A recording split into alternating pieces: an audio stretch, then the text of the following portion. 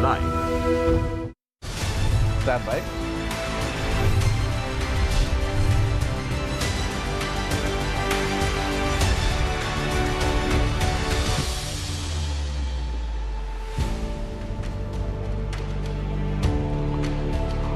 A vast restructuring of the country's economy is needed if remedies are to become available to the average person. Good evening and welcome. This is Face the Nation.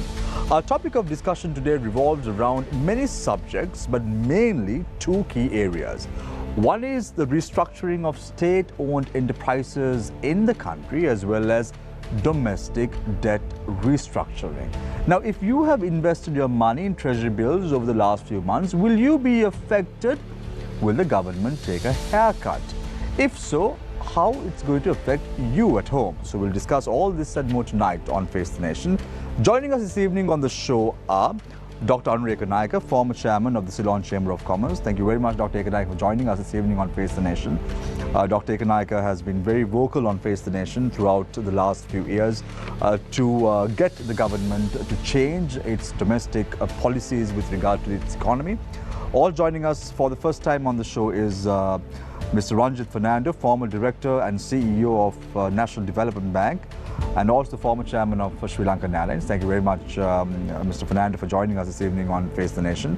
Also joining us tonight on the show is Professor Priyanga Dunusinghe, University of Colombo, a senior lecturer, has been on the show many occasions and has voiced his opinions on the country's economy. Also joining us tonight on the show is Ravi Abeysuriya, Advocacy Chair, Director of the CFA Society in Sri Lanka. He was also involved with Sri Lanka Insurance for some time. Thank you very much, Ravi, for joining us this evening on Face the Nation. Also joining us for the first time is Talal Rafi, Economist and Senior Global Management Consultant at Deloitte. Thank you very much, Talal, for joining us this evening on Face the Nation. To grill these gentlemen constructively as far as the show is concerned, we've invited two journalists today as well on the show. On to immediate right is Shania Dadigama. Shania, did I get your name right this time? And also Nadim Majid, our usual journalist, cum farmer, joining us this evening on Face the Nation. So you could also direct your questions on 076 656 5353. The number once again, 076 656 5353, and we would be delighted to take your questions to the panelists with regard to the two subjects that we're talking about: restructuring of state-owned enterprises as well as domestic debt restructuring. To get the ball rolling, let's start off with Dr. Anura Ekanayake, former chairman of the Ceylon Chamber of Commerce. What are your thoughts on the subject that we're discussing today, Dr. Ekanayake?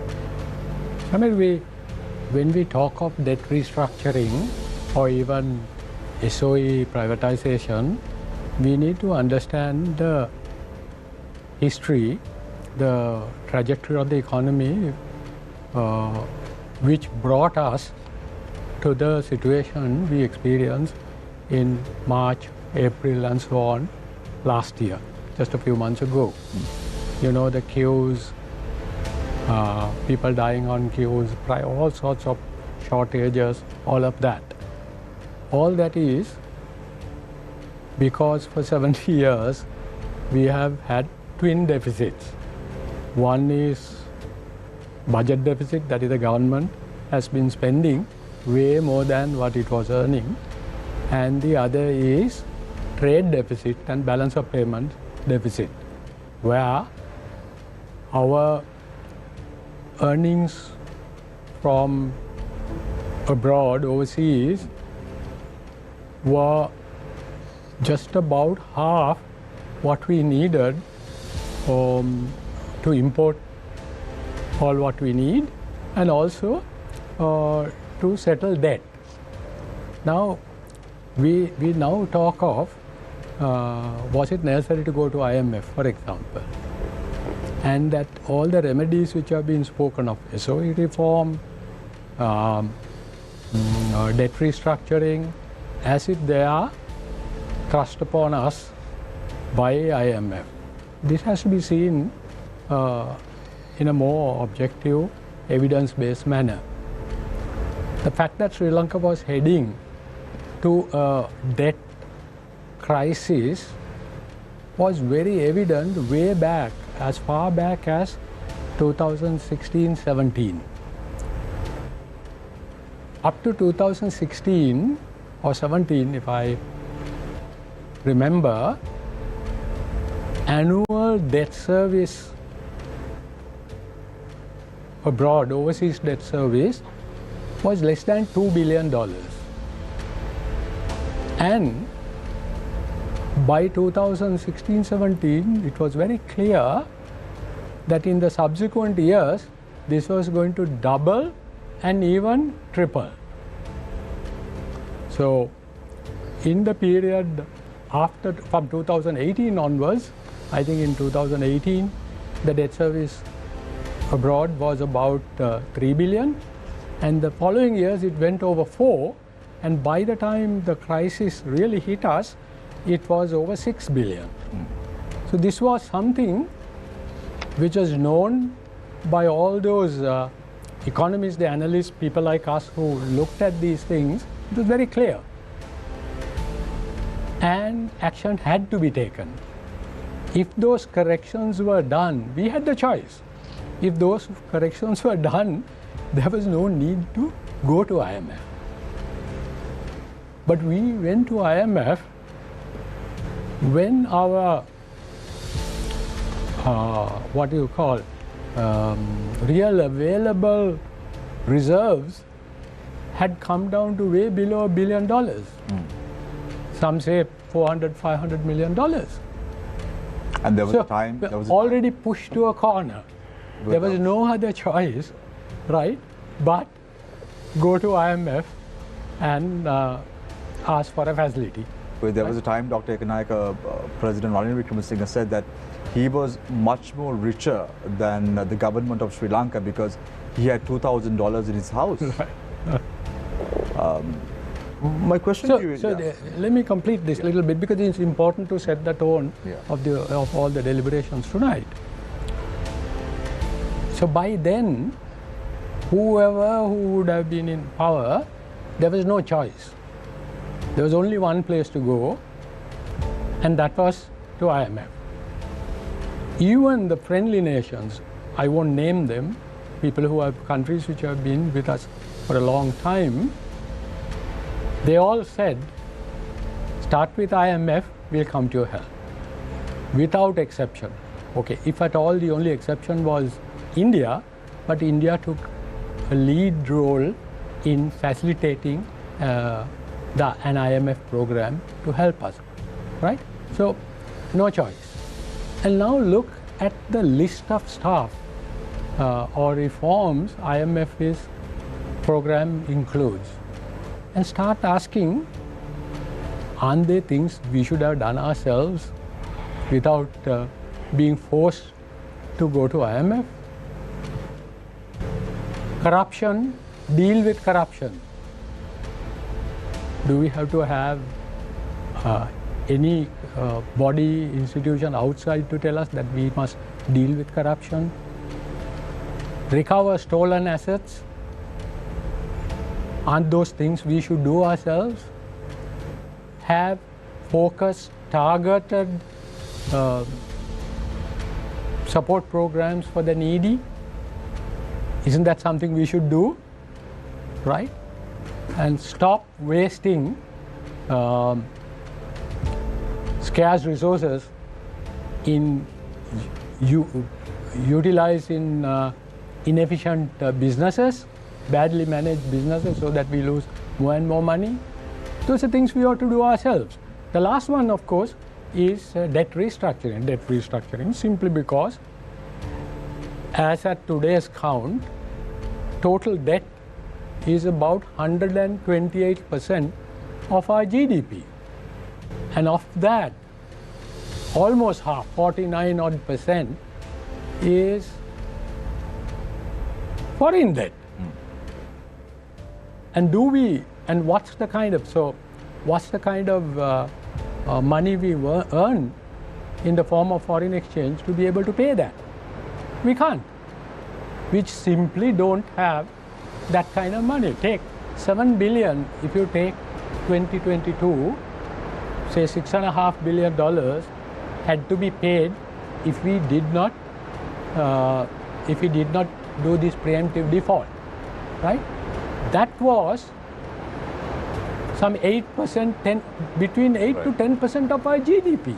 That's money our people, poor people could have consumed.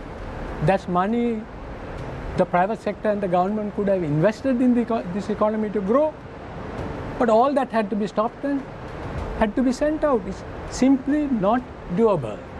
So now, if we have to exist, if we are to at least manage our levels of consumption so that there won't be deprivation right across the board, there won't be starvation, we got to restructure the debt. Right? So I like to leave that as a kind of a base for our deliberations tonight. Thank you very much, Dr. Anura Ekanayake, former chairman of the Ceylon Chamber of Commerce. And now we'll move attention to Mr. Ranjit Fernando, former director, CEO of National Development Bank, as well as the former chairman of the Sri Lankan Airlines entity, which has been continuously making losses in our resplendent island nation. Mr. Fernando, it's over to you. Yeah. First of all, let me thank you for inviting me to be part of this panel. I think we are at a point in the country where we're facing unprecedented crisis that the country has never faced before. We have been declared a bankrupt nation. So it's good to go back and see what really was the cause behind this. How did this come about? I think if you look at the post-independence era, all the 70-odd years we've spent after independence, we have been living beyond our means. Our expenditure in government has been far in excess of the income. And we have bridged that gap by taking loans. So we take a loan and bridge that gap. Next year again there is a gap because our income again is a fraction of the expenditure. If I give you some figures, in 2022 for instance, our government expenditure was 4.4 trillion, which was 18.9% of GDP. The income was 2 trillion, half the expenditure. So you bridge the gap by going and borrowing. Now, every year we have been doing that. And we have come to a point when we can't borrow more. What caused that? There were so many contributory factors that caused that. For instance, COVID and the failure of tourism income to come in as a result of that. Tax concessions that were given, unwanted tax concessions, no one asked for it, which amounted to 2% of GDP. And several other factors. For instance, the rating agencies, after the tax break was given, lowered the rating of Sri Lanka. And at that point, we couldn't borrow anymore. That's the point at which the crisis came on, because we couldn't bridge the gap between expenditure and by further borrowing. We couldn't borrow. Now, there's nothing wrong in borrowing, provided you invest that money meaningfully and there's a return so that you can service that debt. Now, we made another mistake. If you look at a businessman today who has a avenue to invest, he wants to expand his project, he goes to a bank. He has a choice of borrowing in foreign currency with an interest rate of about 4-5% and borrowing in rupees at 15. Now I'm talking of past year, now the interest rates are very high. But at that point, you had the opportunity of borrowing at 5% in US dollars and borrowing in local currency at 15-16%.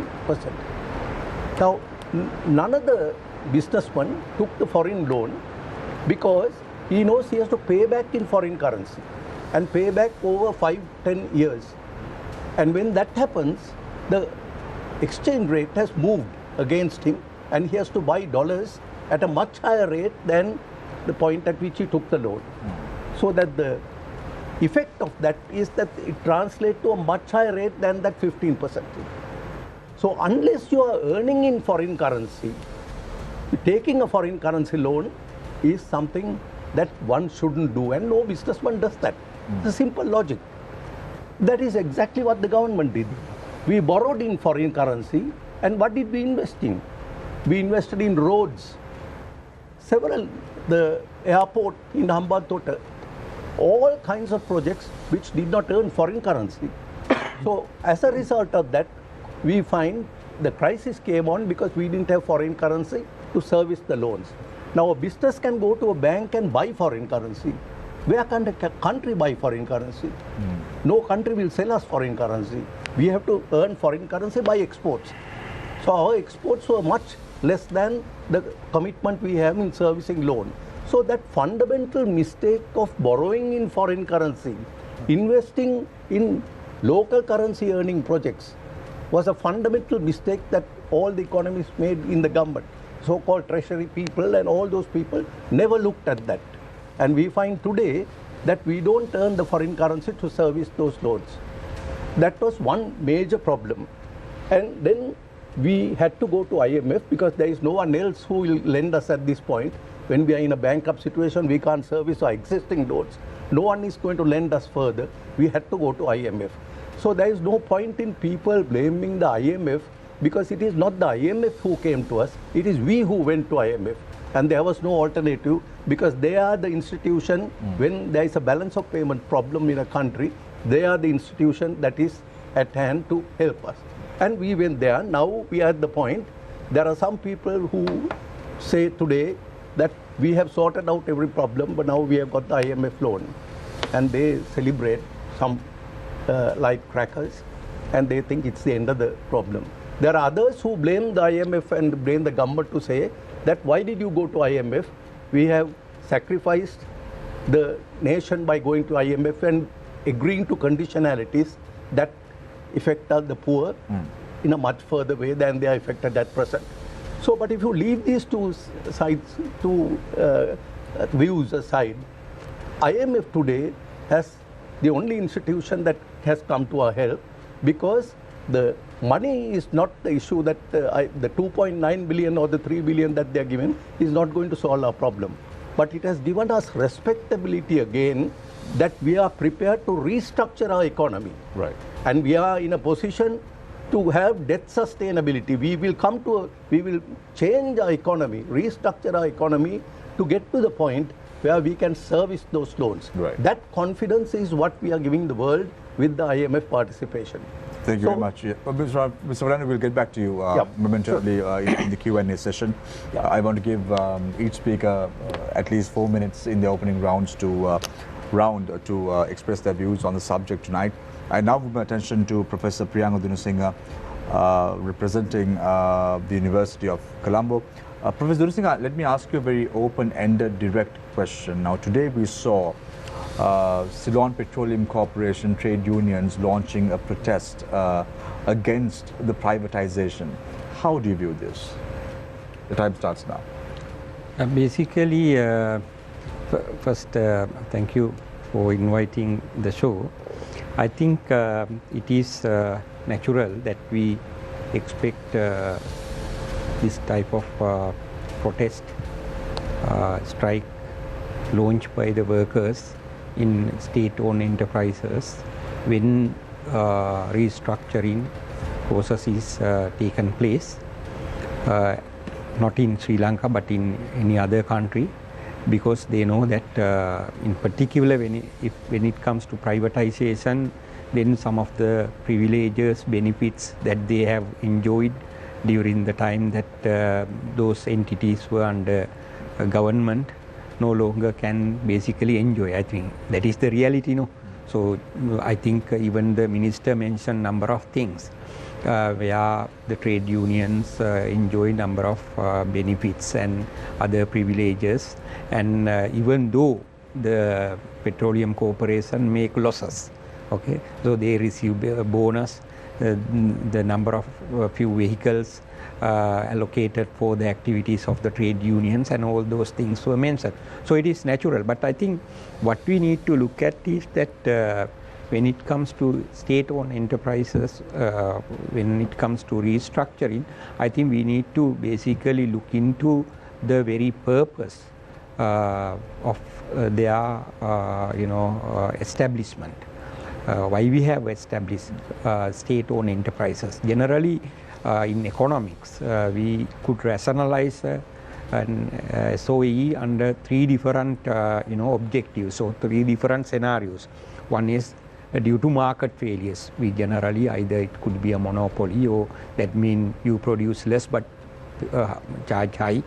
Another thing is a strategic objective. If you have a strategic objective that the country wants to pursue, the government may start a state-owned enterprises. Last one is we call the development objectives.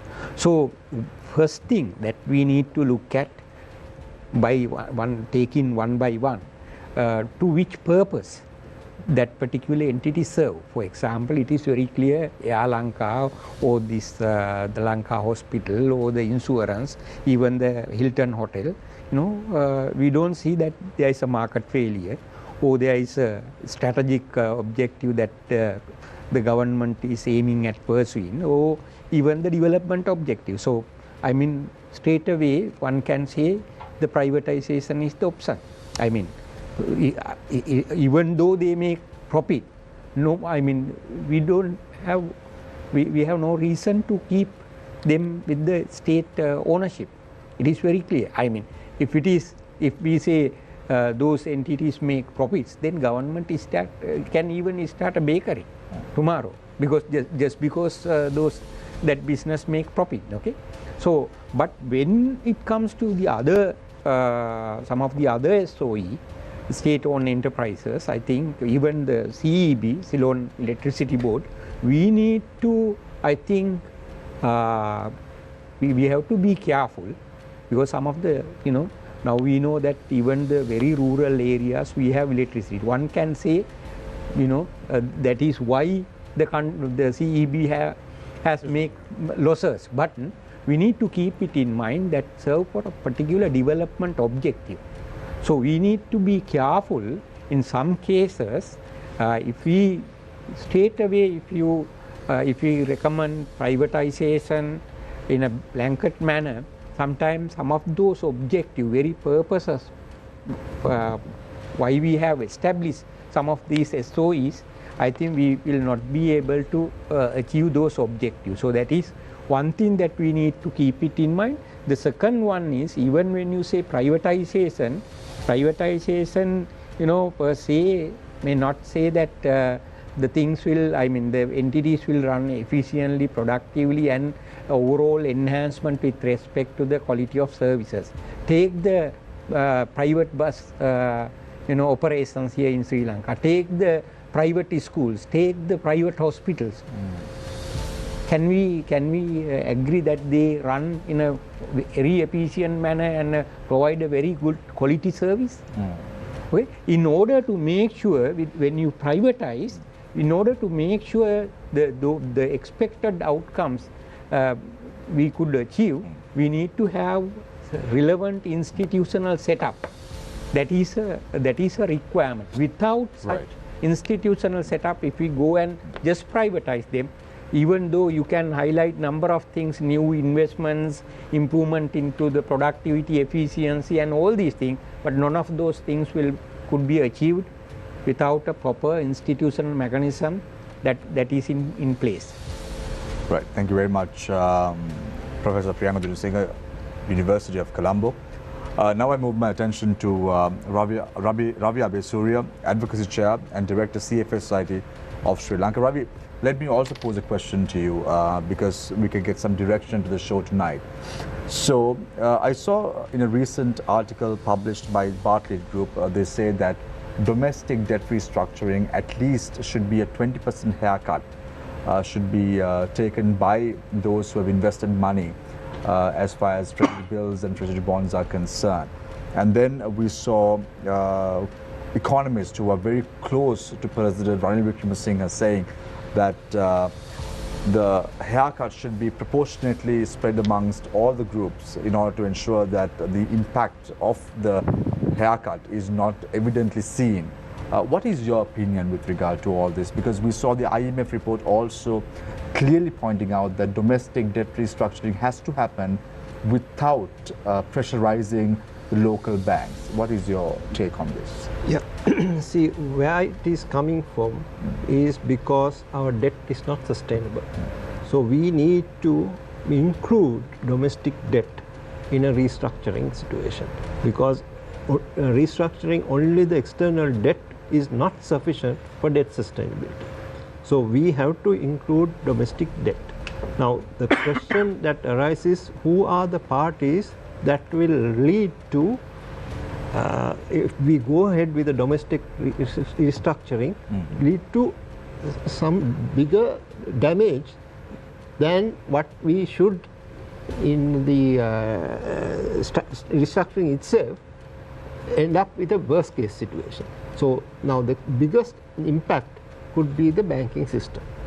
We have other players like the central bank as well as the provident funds also having significant amount of the domestic debt. Now the biggest component is the banking, but if we go with the banking system as proposed, even if we go with a 20% across the board, that will have a serious impact in the banks, particularly state banks and the private banks, because they will have to be recapitalized. And I don't see how the shareholders, be the government first of all, for the domestic state banks, and the private sector shareholders be able to bring in that amount of share capital into the banks. At best they could do is about 5% if there is a domestic debt restructuring, whereas the central bank could take that hit. Now if you take the EEFF IMF document, it is very clearly mentioned taking into account the need to safeguard the domestic financial stability. And it goes on to say maintaining sound and adequate capitalized banking system as well as addressing the banking sector vulnerabilities is crucial to safeguard the financial stability. So we cannot afford to go into a situation where there is a banking crisis. Now when we have seen this happening in so many countries where there was a domestic debt restructuring, where the banking system went into a crisis. And that, like even developed countries like the US, yes, we saw two banks collapsing in front of our own eyes. Will that happen in Sri Lanka? I hope it will not, because the consequences are going to get be much bigger than the crisis we had. So the cure is going to be worse than the medicine. So I would say the damage is going to be much worse. So we should at all costs, like former governor Indranith Kumarasamy has been maintaining continuously, we should avoid domestic restructuring which will affect the banking system. But other sectors may be able to absorb somewhat, like the public. We mentioned about treasury bills and treasury bonds held by the public and the central bank. Those two may be able to absorb some degree of haircut. But there are other methods of doing this, like reprofiling, where we don't need to do a kind of a haircut upfront on the capital, but issue new bonds and reprofile or extend the existing debt to be paid back in a longer period. But still there is a NPV impact when you do that. Ravi, if you can explain to our viewers, when you say reprofiling of debt, what does it mean? Because the people have to know what this means, because those who have invested their money, now you say the banking sector should not be able to absorb that haircut, but the public can. So the general public are watching the show tonight, so they would want to know, what do you mean by reprofiling? Okay, now what really happens is you take a treasury bond which is say 2 years, and the government has to pay back that principal value by end of 2 years. In the meantime, you have to pay the coupon, the interest rate, every 6 months. So usually the later issues have been, coupon rates has been about 18, and latest has been even 20%. And the yield, the total return of some of the bonds that were issued maybe a month ago were about 30%.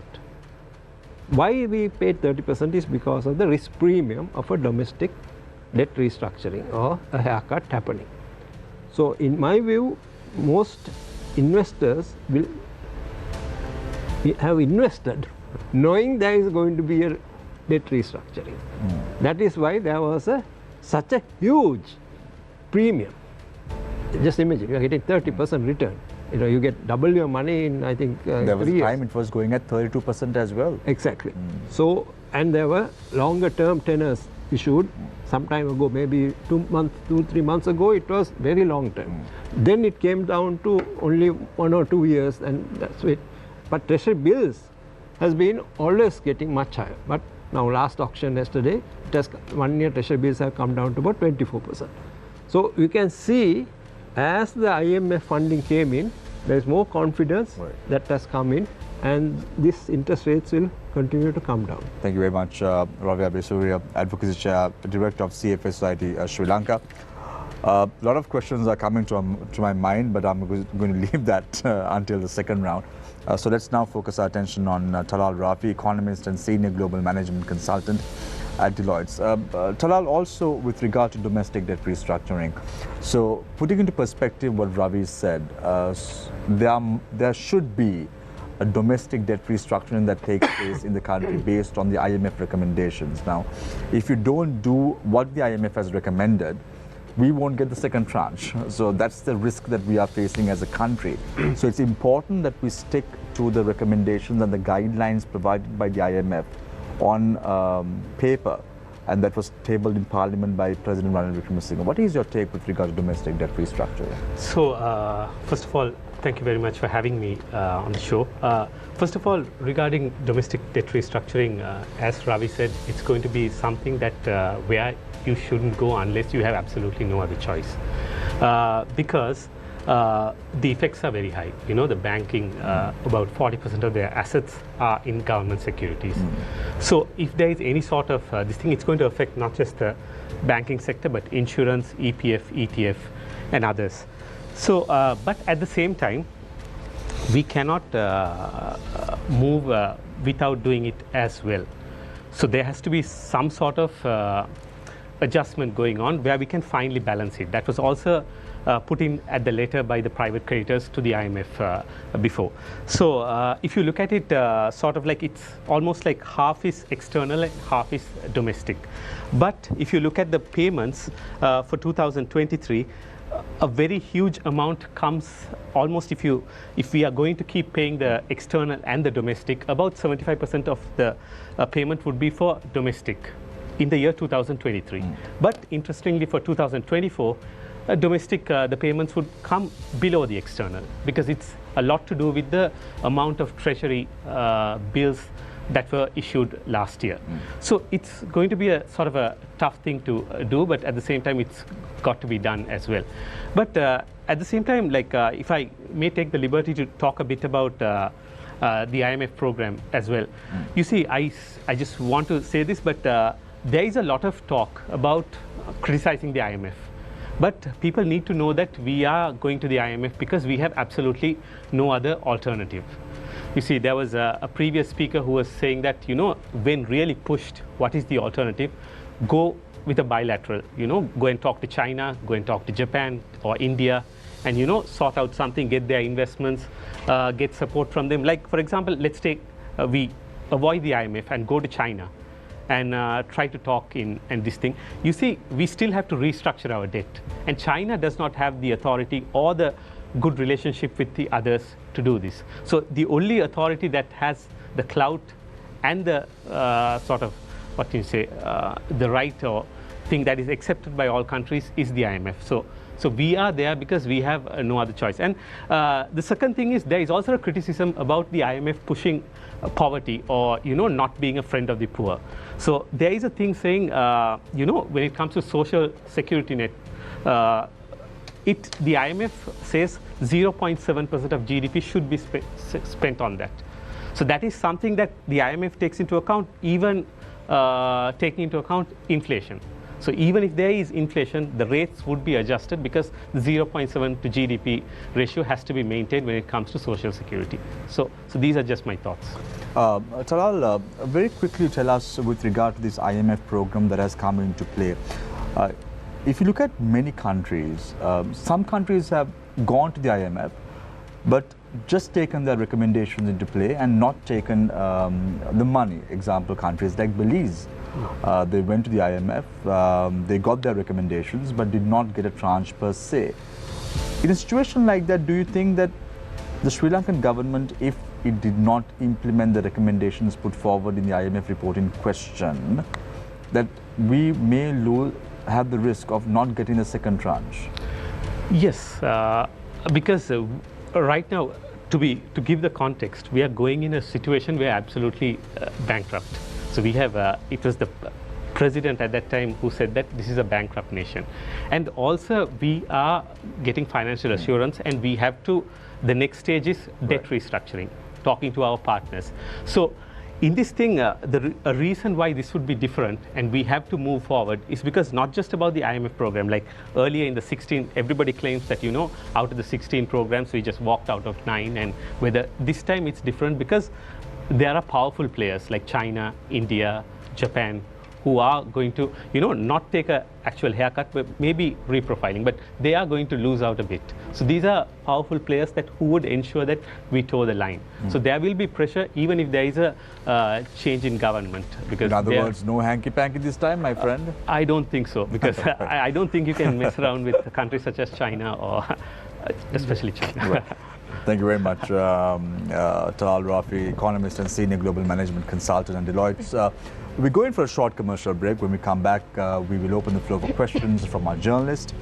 Tonight, our topic is restructuring SOEs and domestic debt restructuring in Sri Lanka in light of the IMF report. You can direct your questions to the number 076 656 5353. Stay connected, stay with Face the Nation.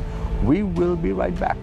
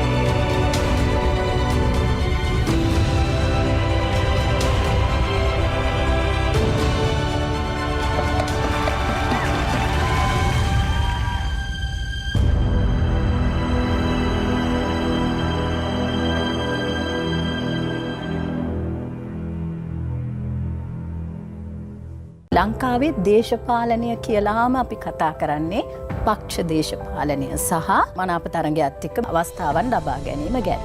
මේ රට කරවන සම්බන්ධ වෙන ඒගොල්ලන් තේරුම් ගන්න ඕනේ මගේ රට අපේ රට අවුරුදු මෙන්න මේ කාලෙකින් පසුවේ මෙන්න මේ විදියට මෙතන තියෙන්න ඕනේ කියලා හීනයි. ඒ හීනය සාක්ෂාත් කරගන්න තමයි අපි උත්සාහ ගන්න ඕනේ. අපි කුඩා පිරිසක් වෙන්න පුළුවන්. හැබැයි කුඩා පිරිස මේ ලෝකයේ වෙනස් කිරීමේහිලා දක්වන දායකත්වය ඉතාම ඉහළයි කියලා තමයි අපි හිතන්නේ. මේ වෙලාවේදී දැන් අපේ රට බංකොලොත් රටක් විදිහට රටේ ආර්ථිකය ශක්තිමත් කරන්නට ඕනේ ඉතාමත්ම කඩිනමින් අපේ රටේ අස්ථාවර දේශපාලනය ඉතාමත්ම ඉක්මනින් නගා සිටුවීමේ කාලය ඇවිල්ලා කියලා අපි විශ්වාස කරනවා. ජාතික මෙහෙවර සතියේ දිනවල උදෑසන 10 TV1 ඔස්සේ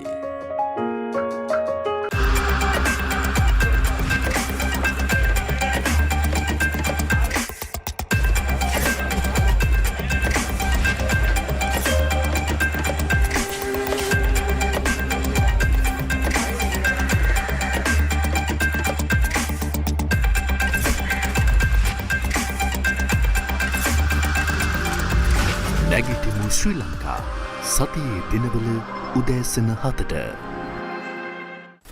At least 40% of women coming into parliament. There has to be that equal number come as professionals. I think election expenditure campaign finance is necessary because there are huge sums of money that are spent. Keep the pressure on the government and on the parliament and the decision makers that enough is enough. Very good evening to you and a warm welcome to Newsline Live. We are broadcasting as we almost always do from the NewsFirst studios in Dorset Street. Newsline, Monday to Friday at 8:30 p.m. on TV1. දෙදහස් විසිතුන ගම්මැද්ද කඩිනම් ව්‍යාපෘති මාලාවෙන් මයංගනේ ඇඹලවත්ත පාලම අඹන්පොළ වලලිය මහාවිද්‍යාලයේ පානීය ජල ව්‍යාපෘතිය නුවරඑළිය අපගැන්ලි විද්‍යාලයට විදුලිය ලබා දීම මහවිලච්චිය යායහය ශාලිය මාලා විද්‍යාලයේ පරිගණක විද්‍යාගාරය සහ සනිපාරක්ෂක පද්ධතිය විවෘත කිරීම සිල්ව කැන්ඩි දෙමළ විද්‍යාලයේ ජල ව්‍යාපෘතිය සමීරගම විද්‍යාලයේ පානීය ජල ව්‍යාපෘතිය අනුරාධපුර රඹ කැපූ වැව පානීය ජල ව්‍යාපෘතිය දෙහිඔබිට වැල්දනිය පාලම ජනතාවගේ ශක්තියෙන් ජනතාව වෙත බාර දුන් බවයි ගම්මැද්ද රට නගන ජනපෞර.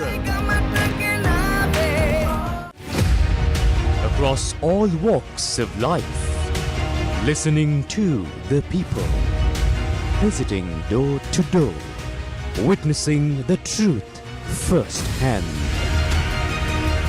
This is the heart of the village.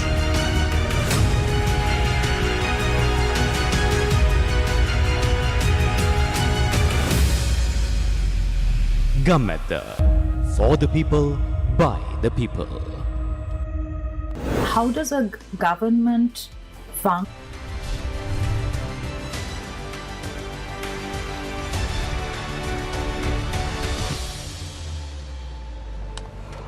Welcome back.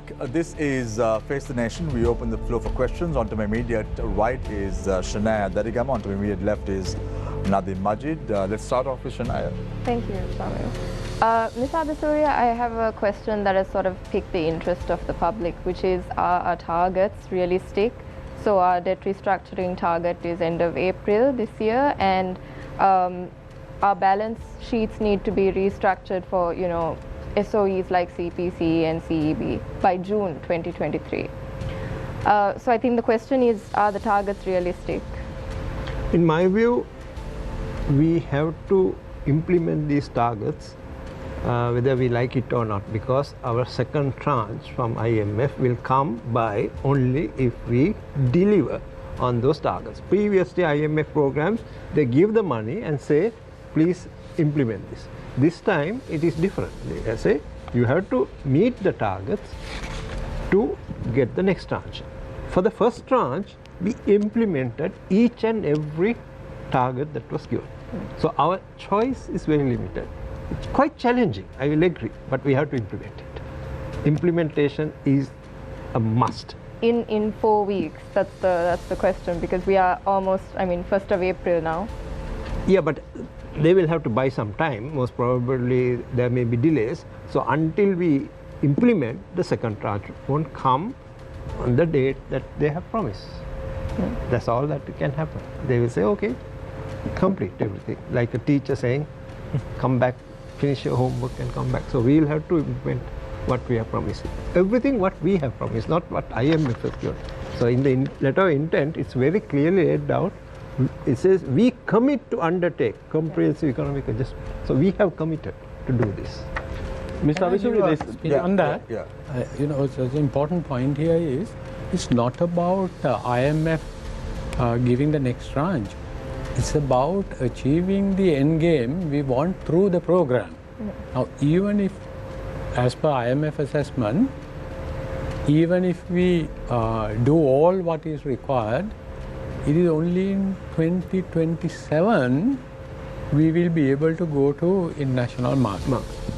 It will be only by that time the rating agencies will give us a rating which will allow us to raise money in the international financial markets.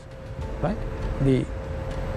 So it's all about getting the economy to a sustainable track. So meeting in some ways it's the wrong question. It's not about IMF.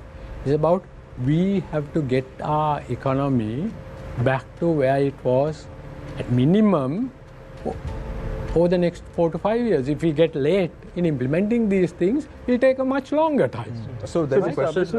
I think there's a question from one of our viewers directed at Ravi. So let me pose that question, Nadeem, and then you can take over from there. It is unfair for Ravi Abeysuriya to say public can take a hit on the restructuring and not the banks. He doesn't know the people have invested their life savings and earned an honest hard work living in terms of the government securities. If we take a loan from a bank and default, they will sell the security we provided, which could be property or fixed deposits. So why won't the government sell its assets and pay the debts or give property to its debt holders? That is already happening, because you can see there is a clear condition for SOE restructuring to happen. While that's going on, we have to have the debt sustainability achieved. Yes, I will totally agree with you. I have also invested in treasury bills and bonds, but unfortunately when you look at greater things, you have to have a fair play. Again, it says fair burden sharing across all creditors. So yes, banking system can take on maybe 5%. Beyond that, it will hit the banking system again. So banking system stability is paramount for a country if we are to maintain the country's economic system to happen. So that is why it is important. We also take a hit. It will be different, because what will happen is maybe the people who are getting 30% return may end up with getting 20%. It's a share of burden that we have to take. I was actually going to ask you about the restructuring negotiations, but let's sort of focus on this issue here on the treasury bills. Yeah. We asked this question last week as well, and there is still not a lot of clarity surrounding it. So not bonds per se, but bills. T-bills are short-term instruments. Right. How are you going to restructure, let's say, a 3-month T-bill option? Yeah. See, now again, we all thought treasury bills will be excluded because it is either 3, 6 or 12 months, nothing beyond that. But again, it came to be because in this document, they have mentioned something to do with all, including treasury bills, to be considered in the domestic treasury. So the IMF is saying that we need to be restructuring IMF is saying it now. So that is why now this is included. We all thought it's out. Isn't that like treasury bills being subject to restructuring is that's sort of unprecedented, isn't it? It is unprecedented. Usually it is not. I can't think of any examples of past, like even in other countries that have sought IMF assistance, where they've had to sort of take restructuring on T-bills, which is the government's sort of short-term financing instrument. Yeah, but remember, treasury bills were paying 30% or around that previously. So now it has come down to 24%. So people will hopefully not have the situation where people who are getting much lesser interest will have the same impact of those people who are getting 30%. So I recollect, Ravi, when we interviewed Dr. Nandlal Veerasinghe, the governor of the central bank, a few months ago when he was appointed as the governor.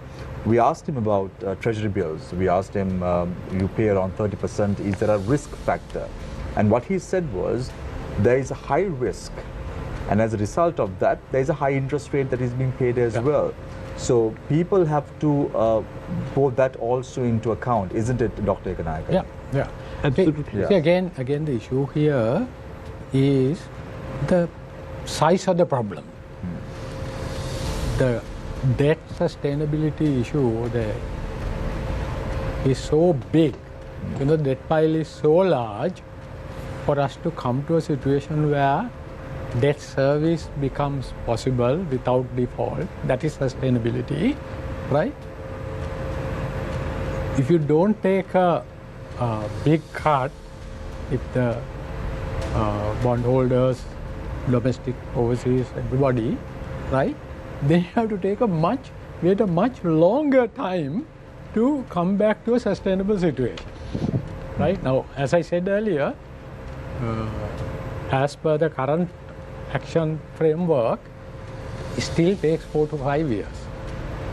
Now, if you don't take a reason big enough cut, then it will take 10 years. So do you think, this nation, this economy can survive to be the But IMF page number 57 also talks about net present value. Yeah. It very clearly articulates that the central bank will have to take a hit there as well. How do you view this, Ravi, when it comes to the IMF program and it clearly articulating that the net present value will be under stress when you do domestic debt restructuring? Yeah. See, net present value calculation has different impacts. One is the tenor. If you prolong the tenor. So let's make it very simple for the people to understand. Let's say you make an investment of 1 million Sri Lankan rupees on treasury bills for 1 year. So if the government decides to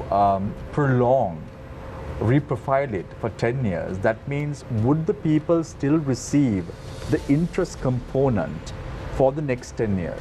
Let's make it very simple for the people. Let me correct you. Treasury bills is usually 1 year. Yeah, 1 year. I don't think it will be 10 years. It may be. But if they say we want to reprofile all this debt, so then what happens? So different tenors cannot have the same tenor after reprofiling. Right. Because say for 2 years cannot be 10 years. Right. And 10 years cannot be 12 years. Right. Okay. So it has to be some proportion which is fair by each and every tenor. Right. So treasury bills, So when you say reprofiling, let's say someone has invested 1 million Sri Lankan rupees on treasury bills. Right. What sort of impact would that be to that particular person in question? Yeah. So that means it could be an extension of say another year, or worst case 2 years to get your money back. So repayment. But in the whole period of 3 years, you will get 6 monthly coupon payment, which is at 20%. So, you are at least getting the interest income, whereas the repayment of the principal may not come in 1 year as promised. So it's a kind of a default. But that is what is called NPV, because time value of money. So there is a NPV impact to the individual or institution who has invested in that. So the danger here is now let's say the government cannot even print money based on this IMF report. So that puts a further stress on the system, isn't it? Absolutely, because government cannot also borrow without paying a premium for this additional risk that you are going to have a NPV impact on investments in treasury bills and bonds, which was not there earlier. This is after the IMF document came into being. Only now it's questioned whether treasury bills and treasury bonds will be impacted. We all hope the negotiations will be such that these will be excluded. That's what the public wants, that's what we all want. But the question is that sustainability. So ultimately it's a formula where how much haircut the external debt is going to take. My view is it could be 40%, it could be 50% if they all agree. Well and good.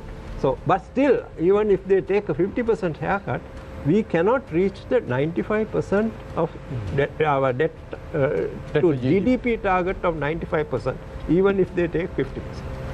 Talal, I'd like to get your thoughts on this sort of restructuring as well, because you mentioned earlier about how actually last week we had Sujiva Mudalige, one of your competitors, was on the program, and he was talking about the stress that the domestic banking system is under, and how in the IMF report they're talking about the need for banks to recapitalize as well. Right. If the banks are as stressed, I mean, you agree with that statement that banks are under a lot of stress? Yes, of course. So if the banks are under such a lot of stress, I mean, these are banks that, to be fair, 2-3 years ago were reporting profits in the billions of, quarterly profits in the billions of rupees. So if they are so stressed, don't you think that domestic restructuring of this nature, and we agree that restructuring of treasury bills is unprecedented. Right. So in the event that we see that kind of sort of extreme domestic debt restructuring, couldn't it trigger a collapse in the banking system? Yes, of course. There is also, like for example, if you take Ireland had an economic crisis because of a banking crisis. And we were looking at it like Ireland, the whole banking crisis started when non-performing loans started hitting the double digits. But currently in Sri Lanka, we are at around 12%. So even not about non-performing loans, even loans that are a bit stressed would come to around 33%. Ravi might know better. So,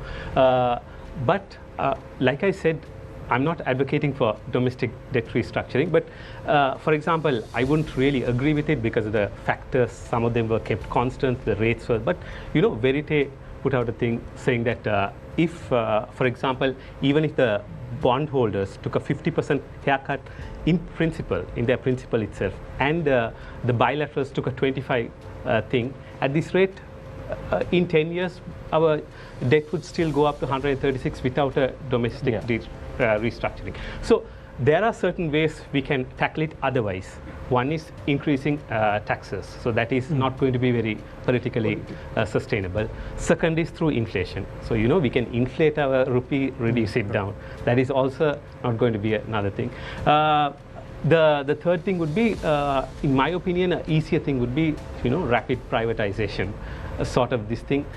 Go for the domestic restructuring and use the money from the privatization thing to use as a fund that the IMF requires the central bank to sort of put a roadmap to recapitalize the banks. So, Mr. Fernando, I think based on what Talal is saying, this is where we can bring you in on this conversation. So that makes the work of the unit or the subcommittee that you're within the state-owned enterprise restructuring unit into very sharp focus, because this is a lot of responsibility on you all. So, because as Talal says, maybe rapid privatization is the way out. I think so, because if you really look at one of the problems we have in the budget and the fiscal management is the losses incurred by state enterprises. If you look at over the past few years and take the profits that are made by the two state banks, which are neutralizing some of the losses, those profits are also suspect, because there are people who say that correct provisions are not being made in those two banks. So if you leave that aside, it runs into a couple of billions each year, the losses made by the state enterprises. So the restructuring of the economy, if we are going to bring fiscal discipline into the budget, you have to really take away that loss that is incurred. So, and also there are, if you look at the state enterprises, it is a legacy that we have from a socialist economy era, where we created large state enterprises by taking over the buses, insurance, and so on. And we created large enterprises, state enterprises, and they have been making losses over the years. So the question is, the world has changed though from that socialist kind of thinking, where the commanding heights of an economy must be held by the state. That philosophy is gone today. So no one is really wedded to that kind of Fernando, policy. just to pose a question to you, a very open-ended question. Do you recollect the 2nd of April 2018? What happened? 2018. Do you recollect? Does it ring a bell? What are you referring to? April 2nd, 2018. Do you remember the date? Is it a significant milestone in your life? May I remind you, that's the day that you were appointed as the chairman of Sri Lankan Airlines a few years ago. So when you were appointed as the chairman of Sri Lankan Airlines, there was a statement issued by the airline in question. It says, a new board of directors under the chairmanship of Mr. Ranjit Fernando has been appointed to Sri Lankan Airlines in order to accelerate the restructuring process and create the enabling environment to proceed with entering into a public-private partnership with a strategic investor. Now, you lasted at Sri Lankan Airlines only for 7 months. You quit in November 2018 when there was a constitutional crisis. What happened there? See, the Sri Lankan Airlines, when I went in, there were 26 routes that they were flying. 24 of them were making losses. So, and each year the losses amount to a couple of billion rupees. And what happens with that loss? The government gives a guarantee to a commercial bank and wants the airline to borrow to look after that loss. So each year, instead of putting equity into the company, they give a guarantee to a commercial bank and the commercial bank lends to Sri Lankan Airlines to look after that debt, look after that loss that year. What happens the next year? On that loan itself, there is more interest coming into the Sri Lankan Airlines. The profit and loss account has another burden of that interest on that loan because it's a loan given to the loss, not equity. So turning around the airline is not an easy thing because one has to look at, we have gone and bought aircraft without having a business plan. How we run the, so when you run 24 of those routes at a loss, you continue to run those at a loss. Turning around is not that easy. Mr. Fernando, the people, the public who are watching this show tonight may ask or pose a question to you saying every single time they travel on Sri Lankan Airlines, the flights are always full. You can't even get a seat. Let's take the sector from London to Colombo or from Colombo to Melbourne. These flights are fully packed, or may it be from Colombo to Kuwait or Colombo to Saudi Arabia or Jeddah or Riyadh. These flights are fully packed. Why is it that an airline that is packed full of people in every single journey keep on making losses after losses and become a severe burden on the country's economy? It's a very interesting question, and it's a long answer. The point is, in airlines and hotels, now if you book a hotel room in Singapore for August this year, and if you try to over the internet book a room, you will get a very good rate. But if you are trying to get a room next week, then you will have the highest rate because that is next week. But a long date they will sell. So in airlines and hotels, there is a post called the sales revenue. That person, in addition to the marketing people, there is a guy who really sells the tickets. So if you have a seat airline which is the flight is on say 2 months later, you can sell that ticket at a lesser point. But when you get closer to the date, the price goes up. Or if there is an event in that say for instance in September, there is a cricket tournament here, and you find expecting visitors to come here, then you won't give that seat at a discount. You will keep that because you know even closer to the date you can sell the ticket. So in selling tickets, although the airline is full, the occupancy is full, you don't know at what price the ticket has been sold. So managing that sale, timing that issue of how you price your tickets for 3 months ahead, 2 months ahead, 1 month ahead is a science which really any airline follows. So Mr. Fernando, it's very clear that the government now is very steadfast about selling off its stake as far as corporations are concerned, may it be Sri Lankan Airlines, may it be Lanka Hospitals, may it be Sri Lanka Insurance, may it be Sri Lanka Telecom. It's very clear. The government has made it very clear that they don't want to be in the business of operating or managing these enterprises.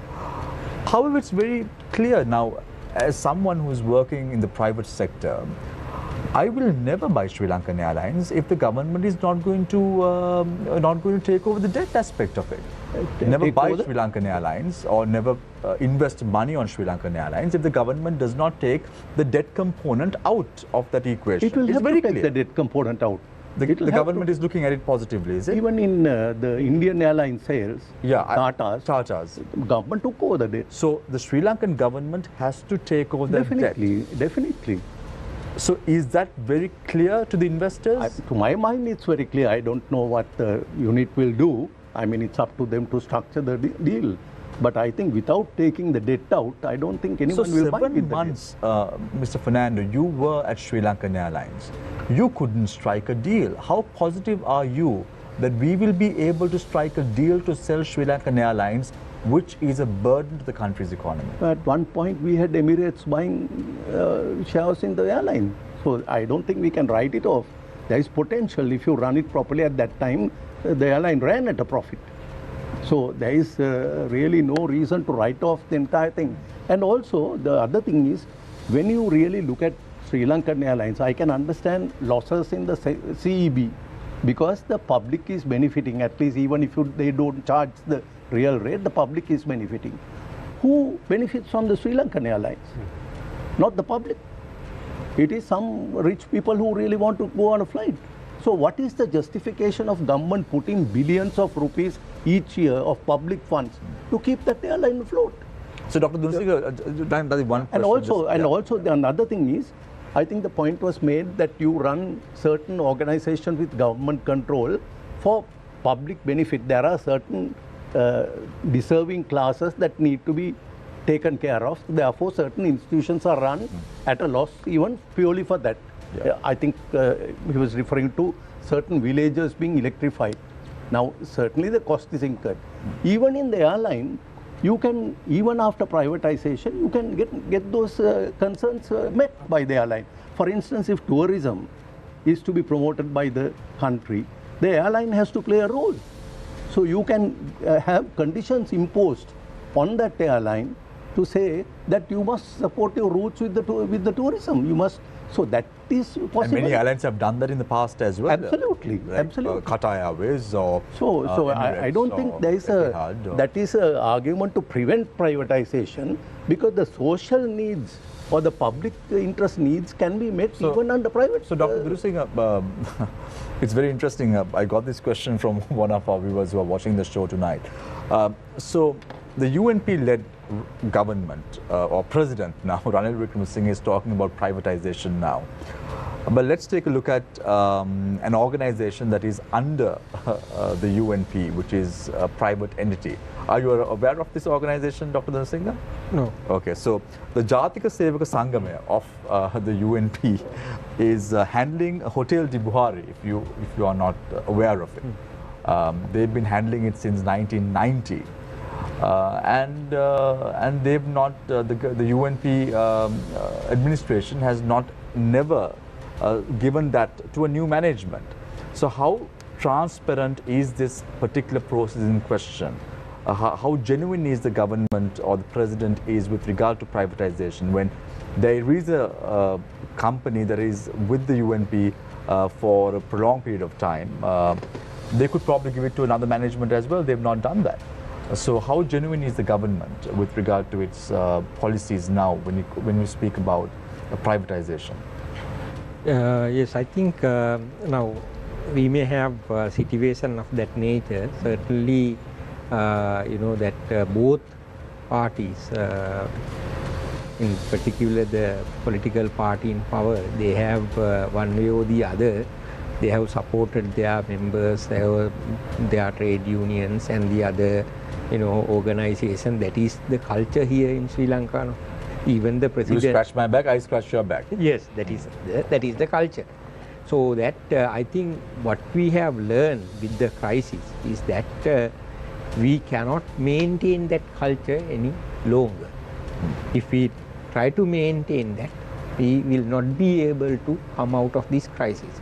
Now, even when you look at this, the program that we have agreed with the IMF and those things, definitely we have to do whether IMF tell us or not, because those the reforms that are there basically to address the root causes of the present crisis.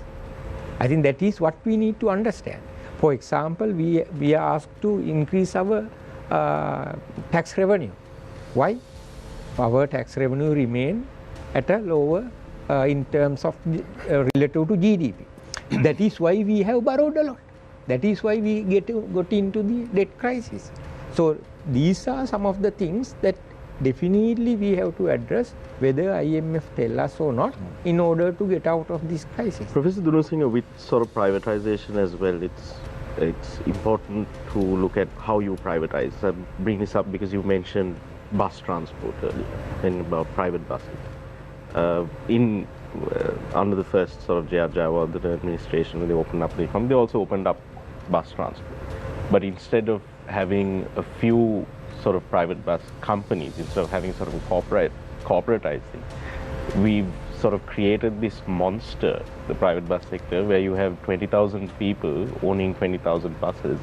has made it sort of impossible to regulate, no incentive to sort of maintain service like standards of quality, make quality stand there. And almost every single administration since then has been trying to corporatize this sector and failing.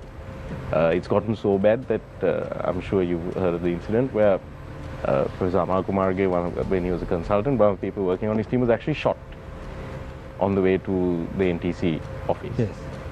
So these are the kinds of problems that you're going to be encountering.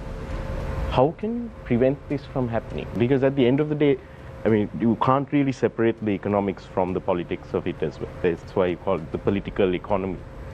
How are you going to ensure that, because at the end of the day, the politicians will not want to give up their power to make appointments, the sort of the discretionary powers that they have, which enable them to maintain their little kutia. So how are you going to, how can we sort of prevent that, stop that from infecting the restructuring process?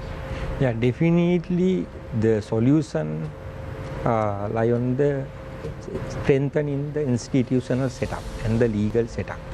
Now, we, as you very correctly mentioned, now look at, you have this bakery association. They set the price for the island.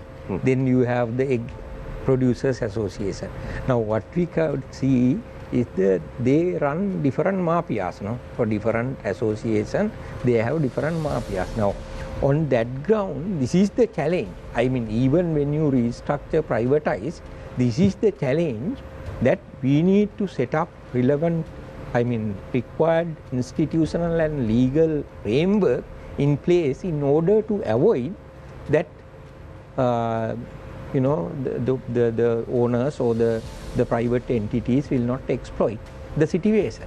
I think that is a requirement now, even to correct some of the errors that we have committed. Now, very simple thing. Now, issuing a ticket by a private bus, you know, we fail to do that even, you know, after say 40 years, they still do not issue a ticket, no. So how you think about like getting a, like say private entities to promote Sri Lanka tourism or to provide that electricity to a rural area. Now even the telecom, what the telecom, the role telecom played during the COVID-19 when the country's, you know, education is online and a lot of work is online, but what the role that it played. I mean, when the president went, okay, 4G was given, no? Here then he called Savendro somebody, and you know, we don't have the signal and all. Then the 4G was given some, you know, during that time, only few locations. No, other than that, telecom did not play any role at all. No, given it is highly required in order to make sure that work, you know, online and learn online and all these things. So those are the situations where, I mean, when you say privatization, certainly we have to do. I mean, I have no objection to that, but we need to set up the required institutional framework and the legal framework in place. So prior to that. So your take on, let's say, the state-owned enterprise restructuring unit as it has been set up right now, and when you look at its mandate, does that, as an academic at the University of Colombo, does it inspire confidence in you that this unit will get privatization done right?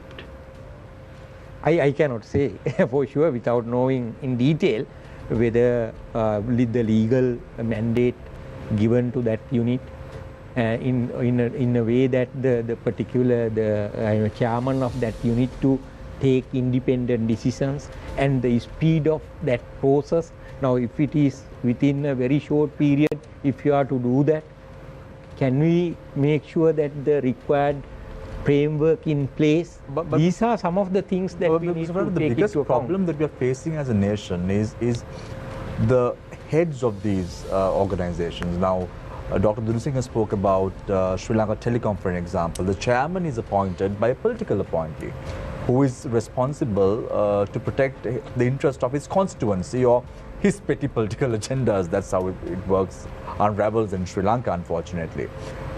If it's Lanka hospitals, the chairman is appointed by the government again. If you take a look at Sri Lankan Airlines, how important is it for the government to withdraw itself completely out of this equation? Why is it so important? Now, even you, Mr. Fernando, you were also a political appointee by 2018 Yahapalne government. How important is it to withdraw from this process? I must say, you might say in a way that I was a political appointee, but I was not appointed by virtue of the fact that I was a party supporter or no, absolutely, I had absolutely nothing to do with the party. I took it as a professional being appointed with my record in the banking sector of being appointed to run the airline. But if you really take the whole question of a corporate entity has three bodies. The shareholders who appoint the board and the board appoints management. Those are the three bodies if you take the anatomy of a corporate entity, any company. So even if it's a government is the owner, they appoint the board and the board appoints management. That's how it goes. But when it comes to government is a very loose entity. Who in government appoints the party? It is the minister who is subject to all kinds of political pressures. So he appoints the parties and he is pressurized to give favoritism to some other catchers that he has, and that is how the whole thing is. It is not a professional appointment of a professional into the thing. It is chosen on party lines. So now, Mr. Fernando, you've been appointed to head a subcommittee to look at all these aspects as well. Enlighten us, make us cognizant about the role of your subcommittee in this entire restructuring process. So we have taken a complete position of divorcing government ownership from management.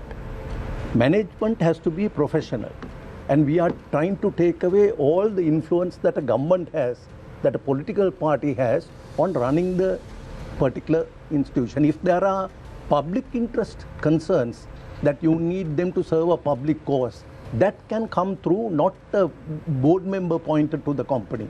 The board is purely a professional board. So what is structured now today is that there will be a holding company which will own all the state-owned enterprises. So there will be state-owned enterprises for electricity, petroleum and so on, and all those. There are 50 odd strategic SOEs.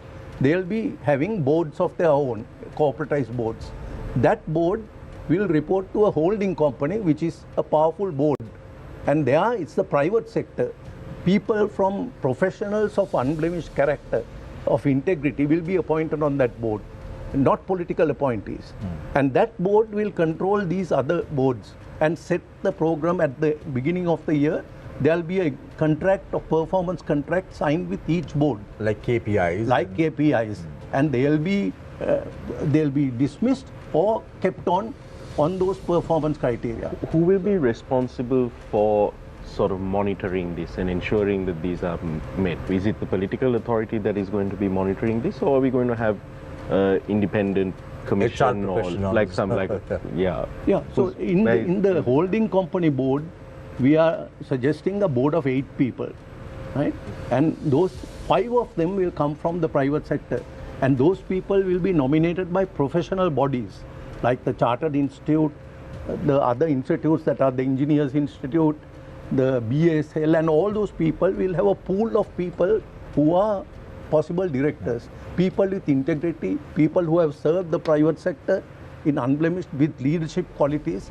So the stature of that board will really be the success or failure of this whole enterprise. If you have people of integrity in that board who will push away government interference, not allow anyone to interfere with the working of these boards, that's the only way we can think of these entities being run on commercial terms. So that's what we are trying to do, remove government influence totally from the running of these institutions. Sorry, Mr. Abeysuriya, I actually have like based on another sort of economist at the University of Colombo just sent this statement in regarding this T-bill issue. He said what the IMF report is, this Mr. Umesh Muramuduli was saying that what the IMF report is talking about is reprofiling T-bills owned by the CBSL.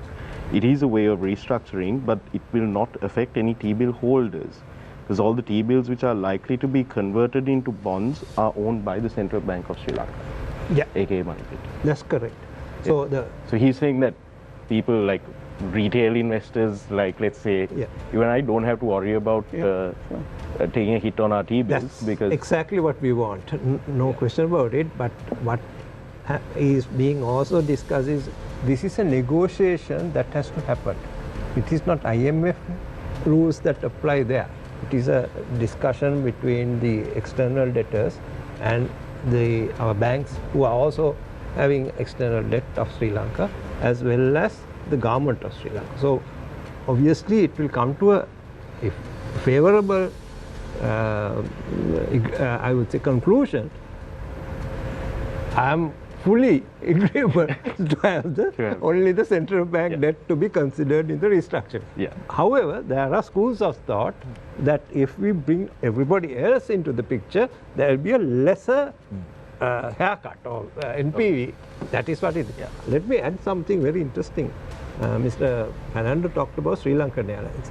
Now, if you take the loss of Sri Lankan Airlines, 8 months loss, that is equivalent to all the tax increases for 1 year. Right? So this is the magnitude we are talking of. And for whose benefit? For whose benefit? And it's a when you think about Sri Lanka, it's a crime. Yes. And who did this? It's a crime. Just imagine what happened. We came, suddenly won the World Cup, and Emirates were owning this airline. We went and took over. And how much of billions the public of this country paid, having taken over Sri Lankan Airlines, which was previously given to Emirates Airlines, and completely government of Sri Lanka was not incurring losses. I can tell you some of the things that all directors enjoyed free tickets for family, set of free tickets that were given to all the board directors. And those tickets, even if they left the airline, they could use those tickets. There was one director, for instance, who rang me when I was chairman and said, look, I have these free tickets given to me and the family. I came from London to Colombo, went to Australia, and when I came to Colombo again to go to UK, now they say the tickets are cancelled. So that was the first decision, one of the decisions we took at the first board. No more free tickets and cancel all the outstanding tickets. And directors I did not even take a salary for the period I served. So I told him, look, the airline is running at a loss. We can't give you these free tickets. Why don't you buy a ticket to London? You have had free tickets. So the arrogance of one individual absolutely led to all this. And then as a result, they even built another airline called Lankan. Let me complete the story. So he said, how can you, I'm going to the Prime Minister and the President. I said, you can go to the, so the Prime Minister rang me and said, look, you have cancelled. I said, you wanted me to run the airline at a profit. Yeah, but Mr. Fernando, what I witnessed as appalling is, now look at 2015, when the government wanted change, when the people wanted change, they appointed Maithripala Sirisena as the President of the country. Ranil Wickremesinghe as the Prime Minister, automatically he was appointed. The first thing the President did was to appoint his brother to Sri Lanka Telecom with a high salary. That is the whole issue of the SOEs. Really, if you take now the questions that you raise about the bus, individuals running buses, I think we have no black and white answers to many of those questions. It has to evolve. I think at some point it will evolve to fleet owners. It will evolve. Really, given the right conditions and the directions, it will evolve to that, because you can't run profitability a single bus unless you have a garage to do the repairs, and so it has to come to that, but it will evolve. But I think there is no way that we can continue with the state ownerships. Look at what has happened to Seat Kalani. Seat Kalani was Kalani Tires, a Russian plant that was given, and it was running at a loss.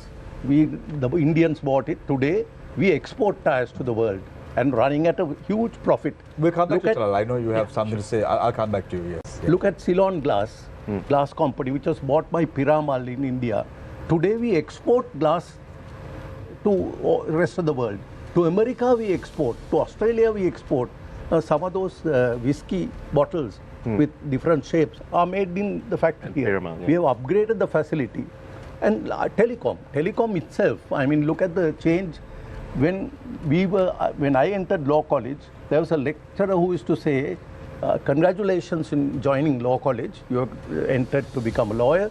I would advise you to apply for your telephone now, because by the time you pass out, you will get your telephone.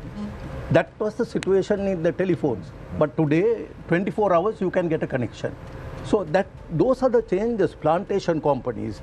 Then NDB itself, we were... I want to ask the success story of NDB as well. 1993, it was completely privatized. Yes. The government sold its shares. Yeah.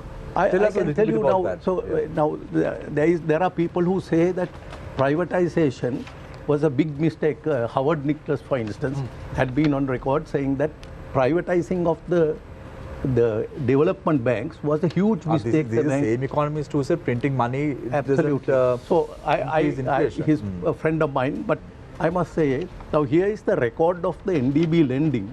You can see the graph going up. This is the point we were making just a small 100 million profit. Then the lending, here's the lending, this is the lending, how it has gone up.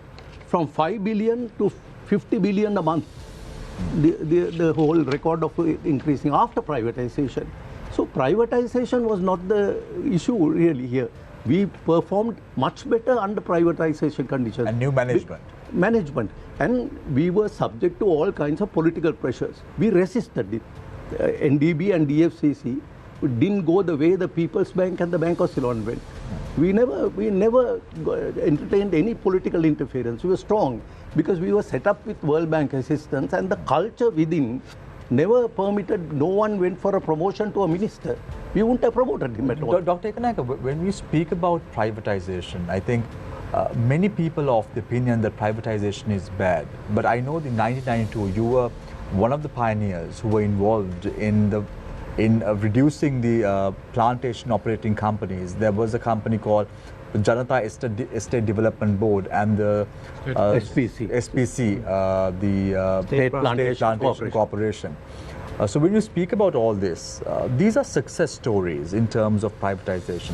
Can you enlighten us about the good deeds that took place after the privatization of the plantation sector in Sri Lanka? Just before privatization, the two corporations were so indebted to the Bank of Ceylon and People's Bank to the extent the viability of the two state banks were at risk. Right? So that tells a huge story. I used to be, in the initial days, I was the director of planning at the Plantation Ministry.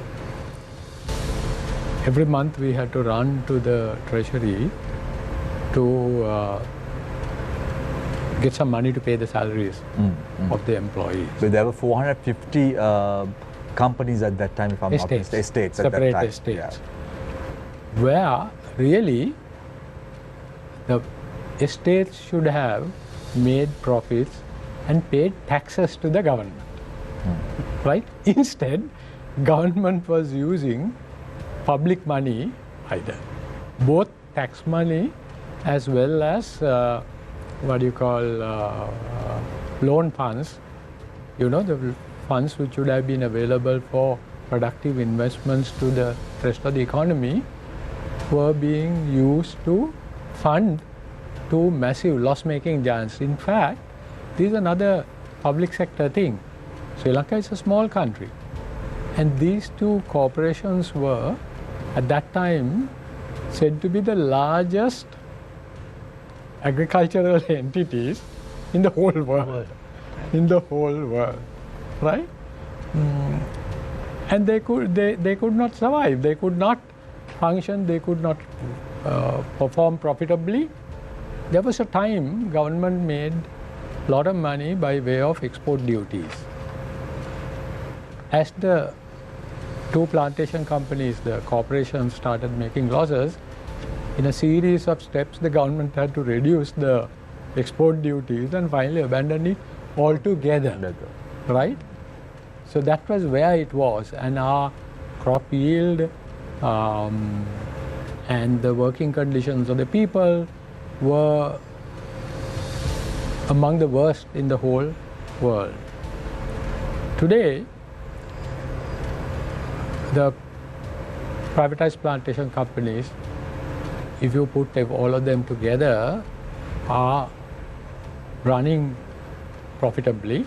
There have been one or two companies which have made losses, which is normal, right? Well, that's the way business unfolds. You can't, not everyone is going to make a profit. Absolutely. But the point is, as a sector, the estate sector in the plantation industry, in the economy, is now self-financing. They are paying lease rents for the land they occupy, and when they make profits, they pay corporate taxes. 36%. Also, 30%. Also, huge strides have been made in terms of the housing conditions, health and other facilities available for plantation workers. There's still a gap. And that must be bridged as fast as possible. But the change from where it was is enormous.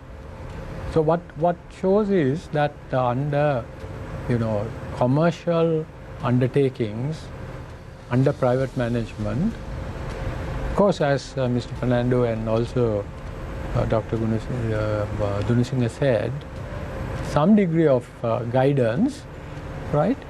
The general public can benefit, and that's the story. That's the norm. That's the story at the end of the day. Bottom line. 2001, all the losses made by state enterprises amounted to 2.86 trillion.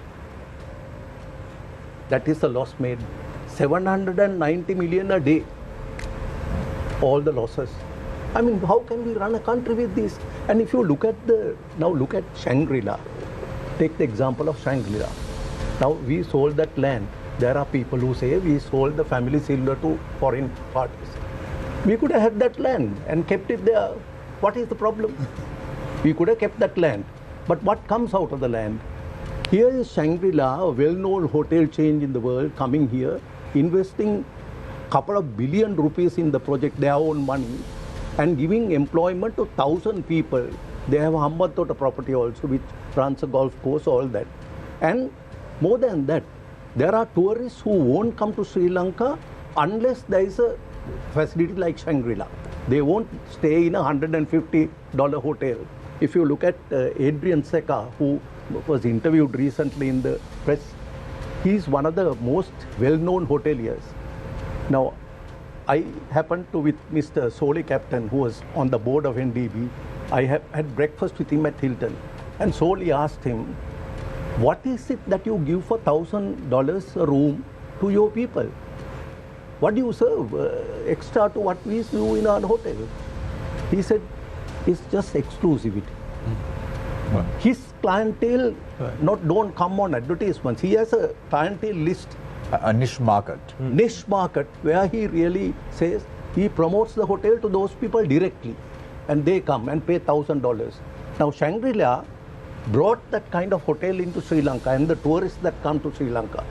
So the only thing that is objectionable in that deal and in the whole question of privatization, one is our people have been misled by the old socialist norms of, state owning everything.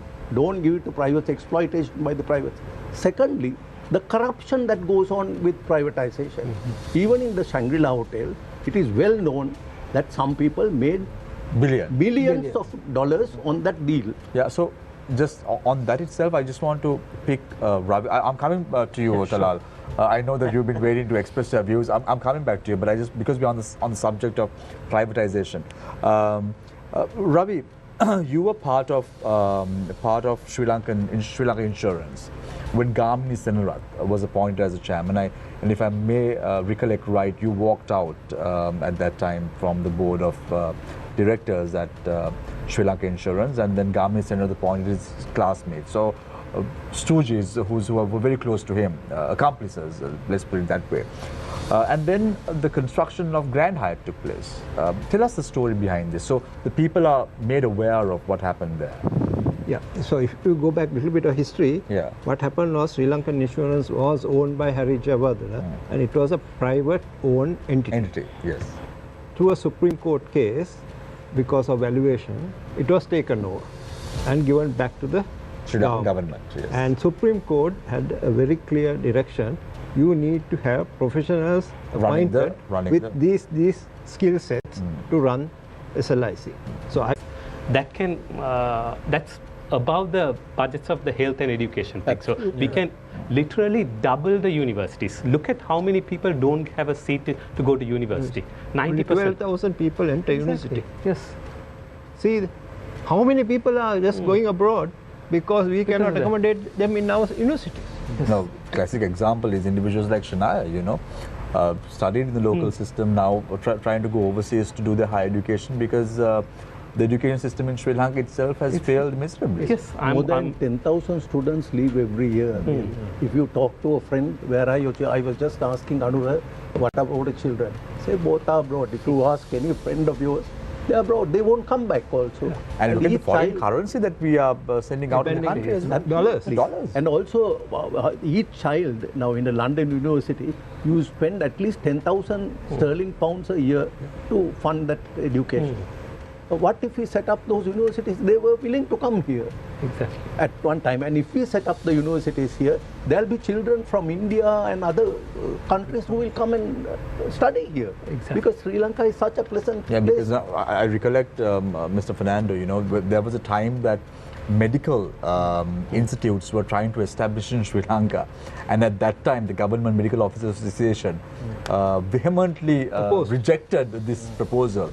And now when the doctors are leaving to better opportunities overseas, and they're still making a fuss, And the beauty is now a certain political party were saying these are Upadhi Kada. But if you look at the true picture, their own children are abroad. In Upadhi Kada. Yes. And also I would like to add that, you see, what we have seen in Sri Lanka is that after 91 in India's case, or South Korea, or like Thailand, you see in those countries there is no debate about whether privatization is good or not. You see, they have already agreed and moved forward. Like for example, how in 1977, after President J.R. Jayawardena pushed the country to the path of open economy, you see when Chandrika Bandaranaike came in from 94 to 2005, there was a sort of a consensus, Sri Lanka Telecom was privatized by an SLFP government, which was thought to be the most left-wing. But then we saw that that's how we should have been. For 40 years, we had a sort of a consensus. After 2005, things changed. Not just in terms of privatization. I want to speak about the other thing is more focus into import substitution. You see, to have an export-oriented economy, we are one of the most protected economies in the world.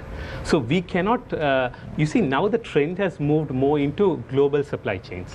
Like for example, how Vietnam, like let me give the example how Professor Premachandra Athukorella always says, China, to make an iPhone, imports components from 43 different countries. A manufacturing superpower such as China, even the United States can't compete with, cannot make an iPhone in its own country. Needs imports from 43 different countries. Just to add to what you're saying, 70% of trade in the world now is all components. Exactly. All components. Yes. Components. We are not in that game. So unless we join the world and become part of that system, Sri Lanka is not going to go anywhere. We have to open the country's economy. We need to have FTAs. Take for instance now these industries. Now take milk, for instance. We import, we need 722 million liters of milk for the country. That's the requirement. Local supply is only 422 million liters. And we spend $365 million US a year to import powdered milk. And we add water and give it to the children. Now there is nothing to really prevent us setting up those industries here. Milk, the plantation companies have enough land. If they give the workers a cow, like what Kurian did in India, it was not big farms that he set up, small holdings, where he provided the feed for the animal, and he took the milk. People came and they were collecting centers. Now there is nothing to really prevent a plantation company. Give a cow to each guy, have a collecting center, have veterinary surgeons in the company attending to these. So take sugar. Sugar again, we import $288 million worth of sugar a year. That's again something we can do here easily. So Mr. Fernando, when you speak about all this, I recollect today I had a meeting with a Japanese giant in terms of a multinational company which is operating in Sri Lanka. They were saying that they have ventured into milk and they were importing cows from New Zealand and Australia, and they've been able to capitalize, and as a result of that, today they are the number 7 player in the Japanese market. What would Sri Lanka do? There would be corruption involved. There again we had corruption. When we were getting down cows, you know, and all the cows died. So, that is the pity that, you know, another industry which we are surrounded by the sea. And the story is that our fish in the sea surrounding us die of old age because no one catches them. So if you really take the fishing industry, I know of one company which really exported cut fish into products which were the loin and other parts. They value added and set them. They earned $40 million a year. $40 million a year for 4 years consecutively. But then the EU ban came and we don't have the fishing vessels. We don't catch enough sea because at that time foreign vessels were allowed to come here and fish and get the fish into these companies. And Sri Lanka prospered at that time. So we changed those policies. And again, these are some things that you can revive again. And if you look at it, Mr. Fernando, I don't know whether you know or whether you're aware that most of the fish that are being sold at 5-star hotels in Sri Lanka are sourced from China. Yeah. We being an island nation. So Dr. Dunusinghe, I want to pick your brain on the opposition role now.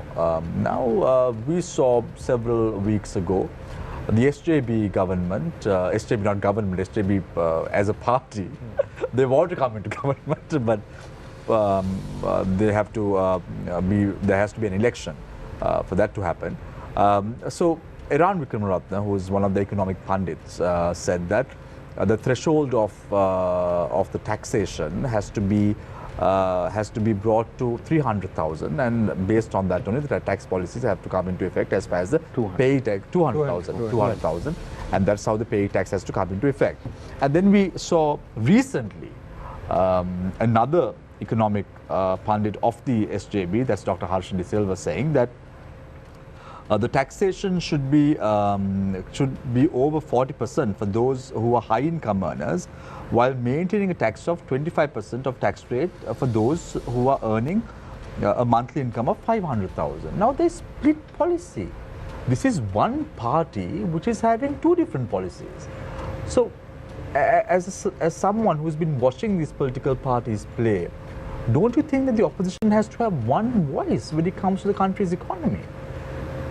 Yeah, I think this is the same play or the kind of behavior that we have seen over the years.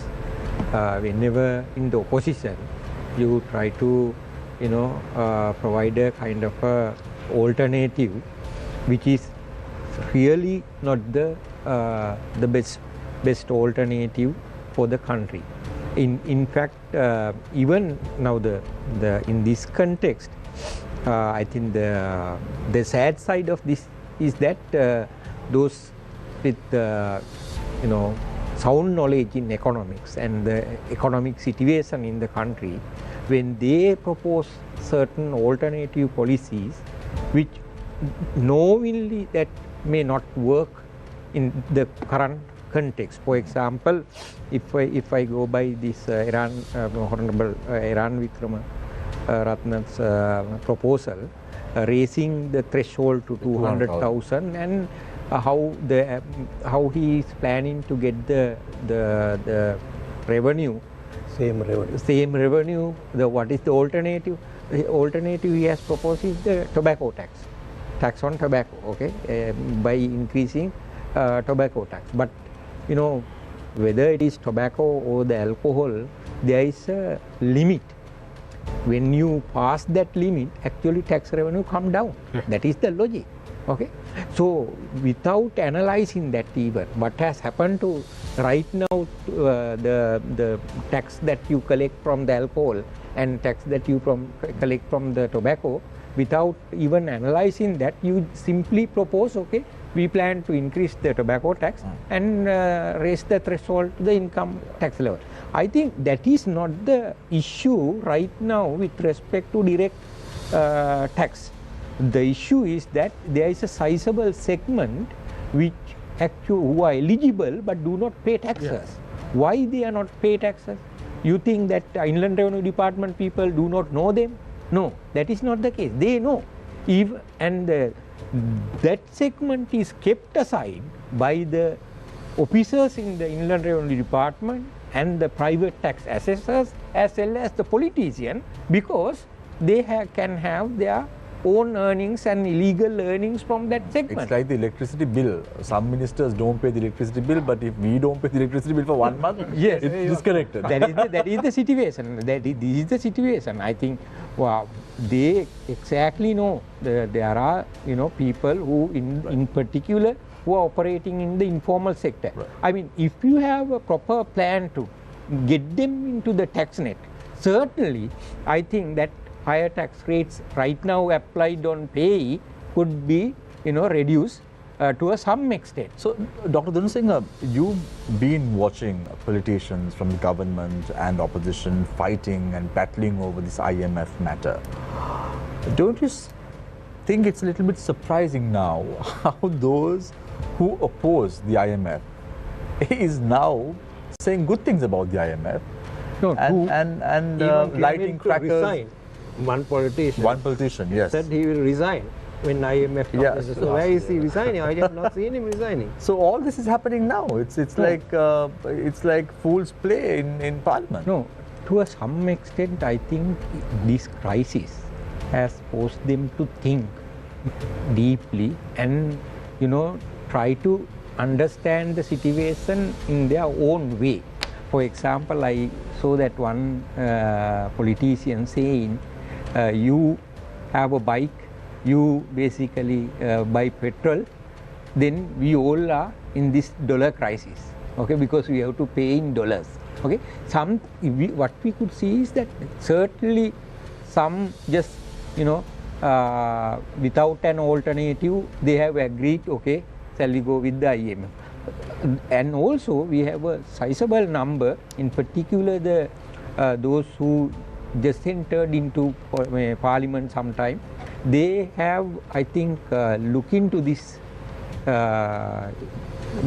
differently, and now they have even understood that IMF provide basically a better alternative, and also not the IMF but some of the issues that IMF has asked us to address are really the problem of the root causes of this economic crisis. Right. So I want to go for a short commercial break, but Shania, do you have any questions to the gentleman? Maybe after the break, sir. Maybe after the break. What about you, Nadir? After the break. After the break. So we're going for a short commercial break. When we come back, we speak to Professor Priyanga Dunusinghe, Dr. Ekanayake, Ranjit Fernando, Talal Rafi, and Ravi Abeysuriya on the topic restructuring state-owned enterprises and domestic debt restructuring in Sri Lanka. We're going for a short commercial break. When we come back, we will be discussing all these and more. Stay connected, stay with Face the Nation.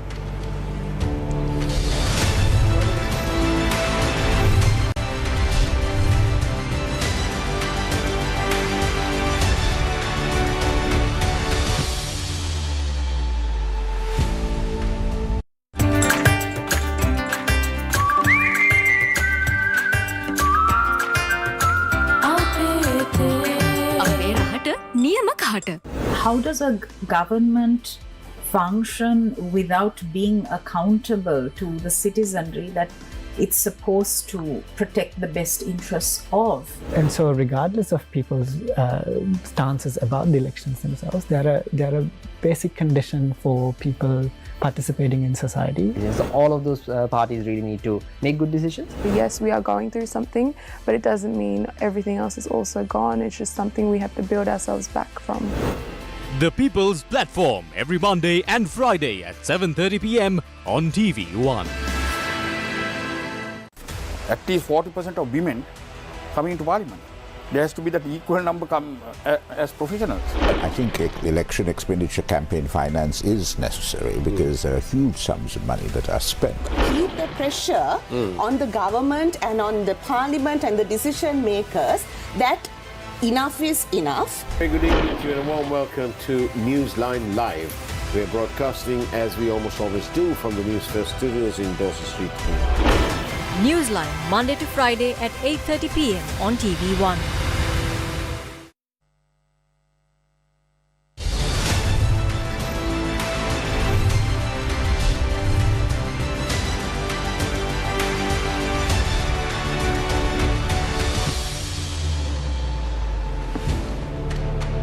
Welcome back.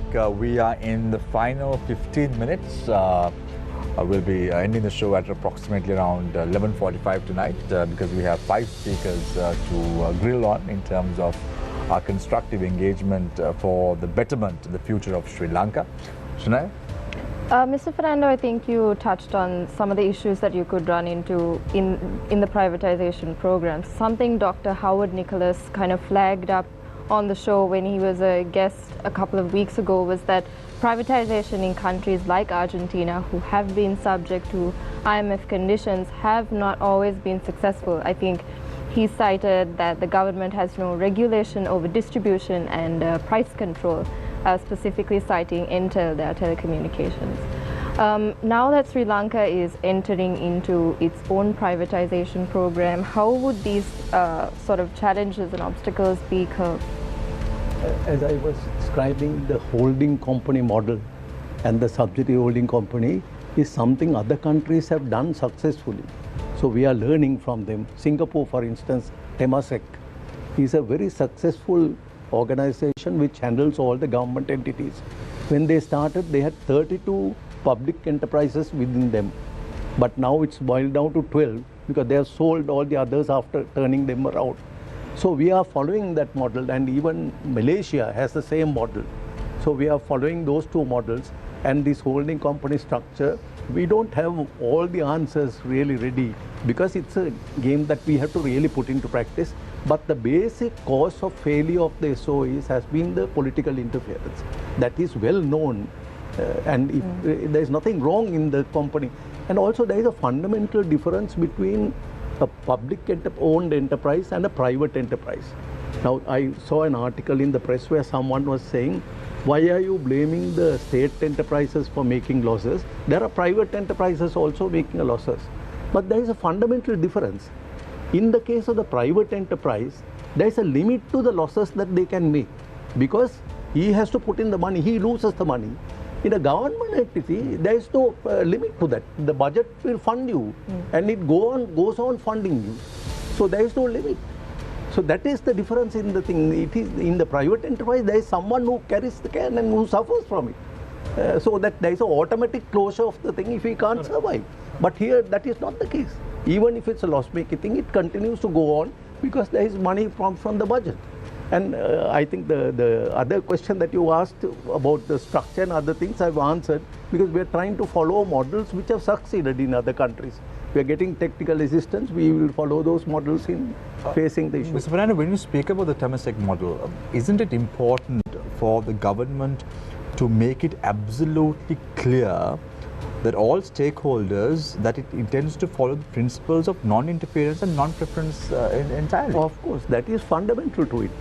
That is fundamental. We should not have... Or else we will slide back again to the same same system that we are facing today in Sri Lanka. Absolutely. It depends on how far we are able to move government away from interfering with these organizations and let professionals run the organization. Not only that, there is another very important component which came up in the private bus. It is the regulation.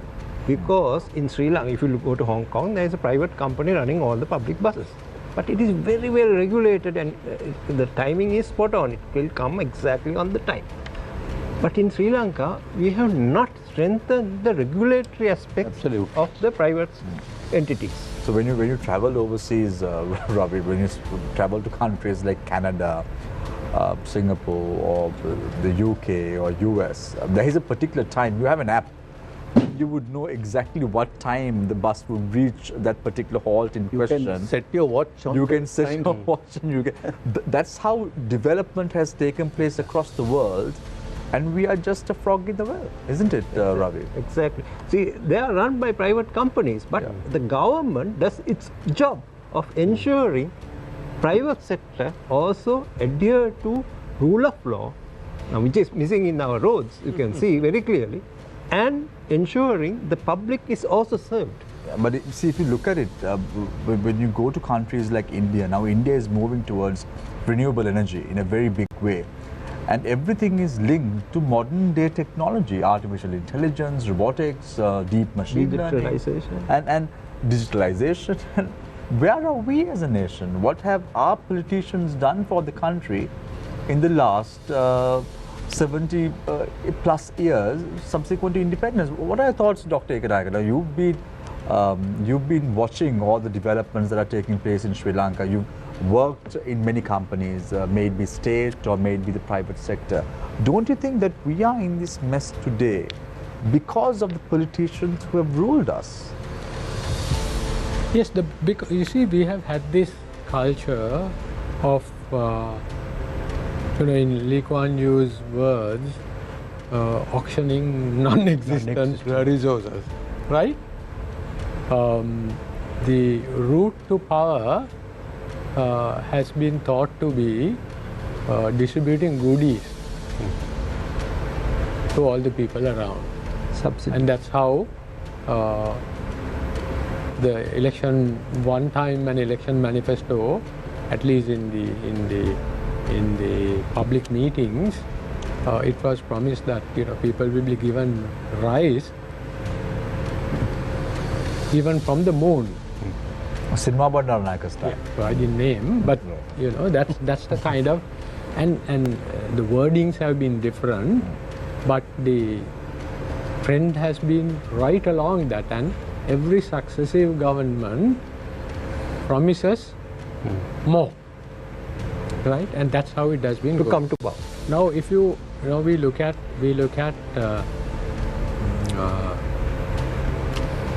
2019 when the new government was elected. Yes, they did this tax cuts, massive tax cut, right? But you look at the government before that in 2015, what did they do? 10,000 rupee. As soon as they came to power, they gave a massive salary increase, 10,000 rupees, and that has not been something which has been asked for, right? So you can't, everybody has been in this game. Came to a point when we built up a huge mountain of debt, and when the world saw it, they said, enough is enough, we are not going to give you anything, right? That's where we found ourselves to be. Now we got to get out of it, right? And how do we get out of it? To get out of it, we have to stop all the corruption, inefficiency, right? Try and recover what is stolen to the extent possible, right?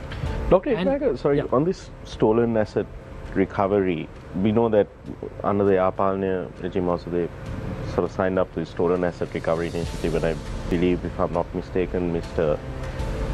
Valiamuna was sort of heading that up as a task force. Nothing was recovered. Now my question here is, because you were talking about inefficiencies and wastage, I can't think of many countries also where through where they've managed to get anything of substance. The World Bank Star Program. Right? Yeah, so we know that even with the Airbus, that international, probably one of the biggest anti-corruption related international settlements that has been paid out by private companies, almost to the tune of $7 billion. Sri Lanka didn't get a cent from that, even though it has been established in those court documents that clearly there were officials at Sri Lankan Airlines who had taken bribes. for that also came through their investigation, not ours. Not ours. We had also been investigating it for a long time, but by the time our investigators had managed to go and ask the questions, the court case was already finished. So my question is this now: the focus on asset recovery of assets that stashed overseas, will we end up just spending more money on whipping this dead horse? Because that money is not going to come back. I have a different view. We have to pay the salaries of those lawyers, those investigators. But it's not that's the taxpayers. See, there are two things. When we have a legal framework enforceable, right? It is not only the recovery, but it's a deterrent. It's a massive deterrent for such activities, and that's a huge benefit. So that it won't, at least the chances of it happening at this magnitude will come down, and that's a benefit for the nation. So policing is another issue, but we are today in a different world where even in Sri Lanka, people are now willing to take on the government in the courts. In the recent times, we have seen the number of litigation, what are called public interest litigation, where individuals take up issues of great relevance and against the government and the authorities. So that's not something which is going to die down now. What we need is a legal framework, and people will begin to use it. Yes, it will take a while for the government to begin to use it. But what happens when the people start using them? These are so endemic, so widespread, you can't expect miracles overnight. You have to chip it away, bit by bit. Let's take just by example. Let's look at through the STAR program. I think they were working out of the presidential secretariat. By the time they sort of launched the initiative here, we'd already heard of it's very interesting actually when you look at all of the offshore leaks. There have always been Sri Lankans featured in it, whether it's Swiss leaks, Paradise Papers, Panama Papers. There have always been some very prominent Sri Lankans. There have been the private bank in Switzerland, where former central bank governor used to be managing director at the time when apparently all these Sri Lankans had opened their accounts. So all that information is out there. We know that this team was working under the Yahapani administration for several years. Nothing. Yeah, no, but there's a difference this time. I mean, just because it didn't work in the previous rounds, if it is a necessity, we can't give up. Right, Nadim? We got to do it because it's a good thing. It had not been done properly in the previous rounds, but this time it should be done. So at a minimum, now there's a timeline, very specific deliverable identified under this program for those acts to be taken up at the cabinet, to be passed in the parliament, and so on. So if we are left with, in the end, if we are at least left with the law, then we have the instrument and the work with to prosecute people. Yeah. See, one other area is now people are accusing about IMF is we are taking more loans. But even the loans we have taken, we have to now put to good use. One example I see in today's papers is they are trying to shift the president's house, which may not be a priority today. What we should do is, what are the priorities? Where we can generate more income, as we mentioned earlier. Whereas, changing assets and building another presidential palace in Jawaharlal maybe not be the current priority of this country. Talal, I want to, because we briefly touched on the political economy of Sri Lanka, and we see that even now, sort of as this conversation around privatization and restructuring has happened, we see even now, on social media platforms, you get prominent figures from the Aragal area saying that the renationalization of everything that Ranil Wickremesinghe is going to privatize should be a major slogan at upcoming elections. So, given that Sri Lanka is in this kind of weird state where the swings between governments are very extreme. it's going to be very difficult to, Mr. Fernando's job at the SOE restructuring unit is going to be all the more difficult because you're not going to attract investors, because people are not going to want to invest for 2, 3, 4 years. They'll be thinking 10, maybe 20, maybe 30 years, right? How do we get around this? So that is one of the biggest challenges of the IMF program, because it is a 4-year program, but then the targets are 10 years up to 2032. So we are going to have 2 presidential elections, 2 general elections, and according to some polls, it shows that some parties who are not good friends of IMF may get larger representation in parliament. So this is what probably the NPP, I saw a few MPs of them speaking about it. And so that is why I say, of all the reforms, I would say that I've done a sort of a 1-hour speech on this, and even there I put like the first and most important reform is central bank independence. Because you see, we have had a primary budget surplus only 4 times in 75 years. I'm not even talking about fiscal deficit. Primary budget surplus. So that is minus the interest. We can't even balance that. That is how horrible our financial discipline is. So that is because of monetary financing and debt. So when you have a central bank, the monetary policy, which is controlled by fiscal policy, they just, printing money has been one thing. But if you ask me which reform should be prioritized more, so when it comes to the most important is CBS independence, but which should be, I should say, privatization, because that is something, because at a stroke of a pen, the Central Bank Act, everything can be brought out, but privatization is not easy to reverse. So let me ask all 6 of you very quickly before we end the show tonight. What did you all think about the CPC protest today? How do you all view this in your eyes? Because now Sri Lanka seems to be somewhat out of the economic mess that we were in a year ago. The situation seems to be better. We see a glimmer of hope. There seems to be a silver lining, and there seems to be some light end of the tunnel. What is the message you have, all 6 of you, very briefly, I'll give you 2 minutes, to sum up your thoughts on a way forward for Sri Lanka? So I'll start off with Talal and then move to the other speakers. So a message would be the reforms we are going through are brought in by the IMF. It's people are saying the IMF is imposing this, but if you read most of the whole document, most of these recommendations I myself have given in a talk a year ago, or Dr. W.A. Vijayawardena has given, or Nishan Dimel has said all this. So it's nothing new, it's just common sense. So this argument against the IMF, I always say, what is the alternative? There is no alternative. You're going to a surgeon, and you are being given the treatment, and the complaint is like the air conditioner is not working this much, or they didn't settle a fight between my neighbor over a wall.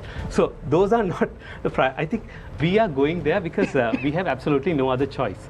So that is one message. Or the other thing is, I think that if we can wait this out and get the proper reforms, we can be a Thailand or an India. See, India has never gone back to the IMF for over 30 years. Because they did the right reforms. And even if you see the 1994. Yes, 1991 by Dr. Manmohan. Yes, yeah, Dr. Manmohan Singh. Yes. So even India, which has reserves of $600 billion, it's doing very well and growing at 7%, but still they have a national consensus on privatizing. So when you saw the protest today against the privatization of the CPC, what was going in your head? So it is just how undemocratic is it that the workers get to decide on national assets. That asset belongs to everyone. It doesn't belong to the workers of the CPC or the CEB. So how I feel like I work for Deloitte. Like I can't decide what decisions are made. The owners of the company decide. So that is, it is one of the most undemocratic things that a trade union can hold a nation in ransom to get their demands done. That is undemocratic. So I will take that as your final thoughts for tonight. Yes. You said, Talal, that you've been speaking about this a year ago. We've been speaking about this with individuals like Dr. Ekanayake, Dr. Dunusinghe, and even Ravi for nearly 3 years, telling the government and giving them a red light that this is going to happen. I remember 4 years ago, we had Murtaza Jafarji on the show, and he said, we are in the ICU. And Dr. Vijayawardena said, we have to correct our course. If not, we are going to collapse. And that happened. So, So on yeah, that note, so let's move to Ravi, Abeysuriya's thoughts. my view is this is a pathetic attempt to safeguard their, I would say, territory or their power. But I think the masses, the public, is now so sick and tired of this statement politicians has been making that these are, state assets or public property.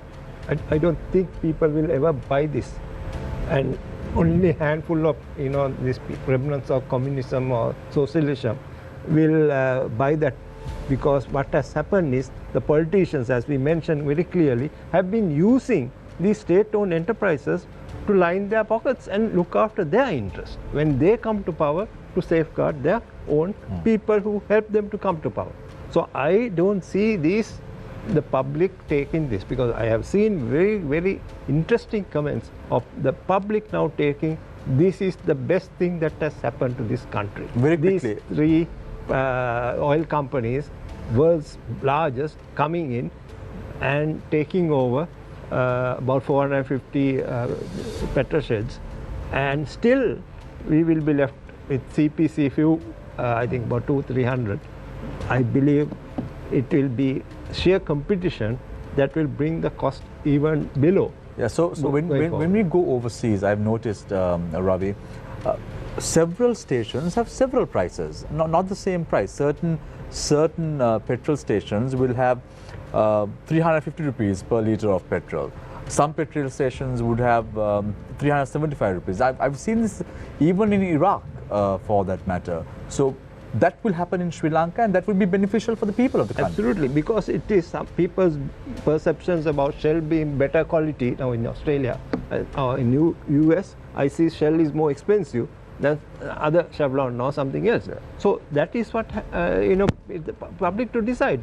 Ultimately, if there is true competition, that will benefit the public, no other party. So what we want is regulation to ensure that they can't have monopoly pricing or getting together and conniving and pricing it. Thank you very much, Ravi Abeysuriya. I now move to Professor Priyanga Dunusinghe. When we first had you on the show, Professor, you were Dr. Priyanga Dunusinghe. Now you have fortunately received your professorship as well from the University of Colombo. So tell us, Professor, what's the way forward for Sri Lanka? Definitely, I think, as I mentioned earlier, these reforms agreed with the IMF, we must carry out. Resistance we need to expect, as in the case of CPC. Today, those who protest actually were basically the public were against them, and public basically came out very openly, and as a result of that, government was able to suppress or basically take required measures to control it. But government must make sure that to do this, the privatization process must be done in an orderly manner with the required legal and regulatory mechanism. If not, what happens? Even it is possible even to take back. Okay, if public feel like we don't receive the expected service and the expected quality. Now we assume 3 companies are here, so we will have different qualities, and we have the automated systems and lot of restrooms also along with the petrol sets, and all these are expected things. We need to make sure at least some investment come in and some proper regulations are in place. Not just in the case of this petroleum import, distribution and storage, but in other areas as well. Through that way, we must make sure, we must get the support of the public. Public also, we need to keep that in mind. We say we say politicians are corrupt. Public also corrupt, okay? People are also corrupt, okay? That is why this corrupt system prevails here in Sri Lanka. So we need to make sure that in order to avoid corrupt practices, we place the required policies, and at the same time, now generally not only the public state-owned enterprises, even the public institutions, most of the time you could see that a lot of trade unions and all, they have basically turned those places into their own benefit rather than providing the required services to the public. That is the nature here. Political agenda. It's not political agenda as well. Petty agenda. I mean, petty agendas of the workers. Simply, you take any government institution, they have make relevant arrangements in a way that basically make their life easy, make their work life easy, okay, rather than providing the required services. As well, not just the state-owned enterprises, but also the other government institutions. We need to take relevant required reforms to improve the productivity and efficiency. Right. Thank you very much, Professor Priyanga Dunusinghe. Mr. Ranjit Fernando, former director of CEO NDB, as well as former chairman of Sri Lankan Airlines. What are your final thoughts? Yeah. Issue of a government monopoly, breaking that monopoly is as important as privatization. Now in telecom, what we did was we opened the sector from that monopoly. That itself made SLT to perform well. That is a competition. In petroleum, it is a monopoly today.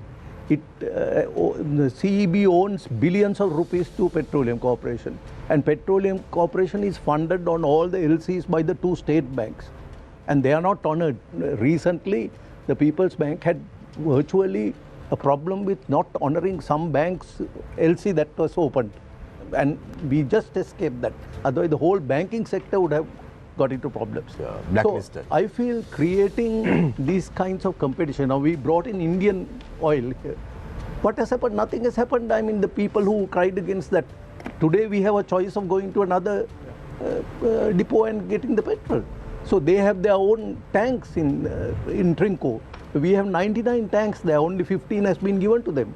The other part we have to use, because when petrol is low in price in the international market, we should take and stock in those things so that we give a constant price to the consumer.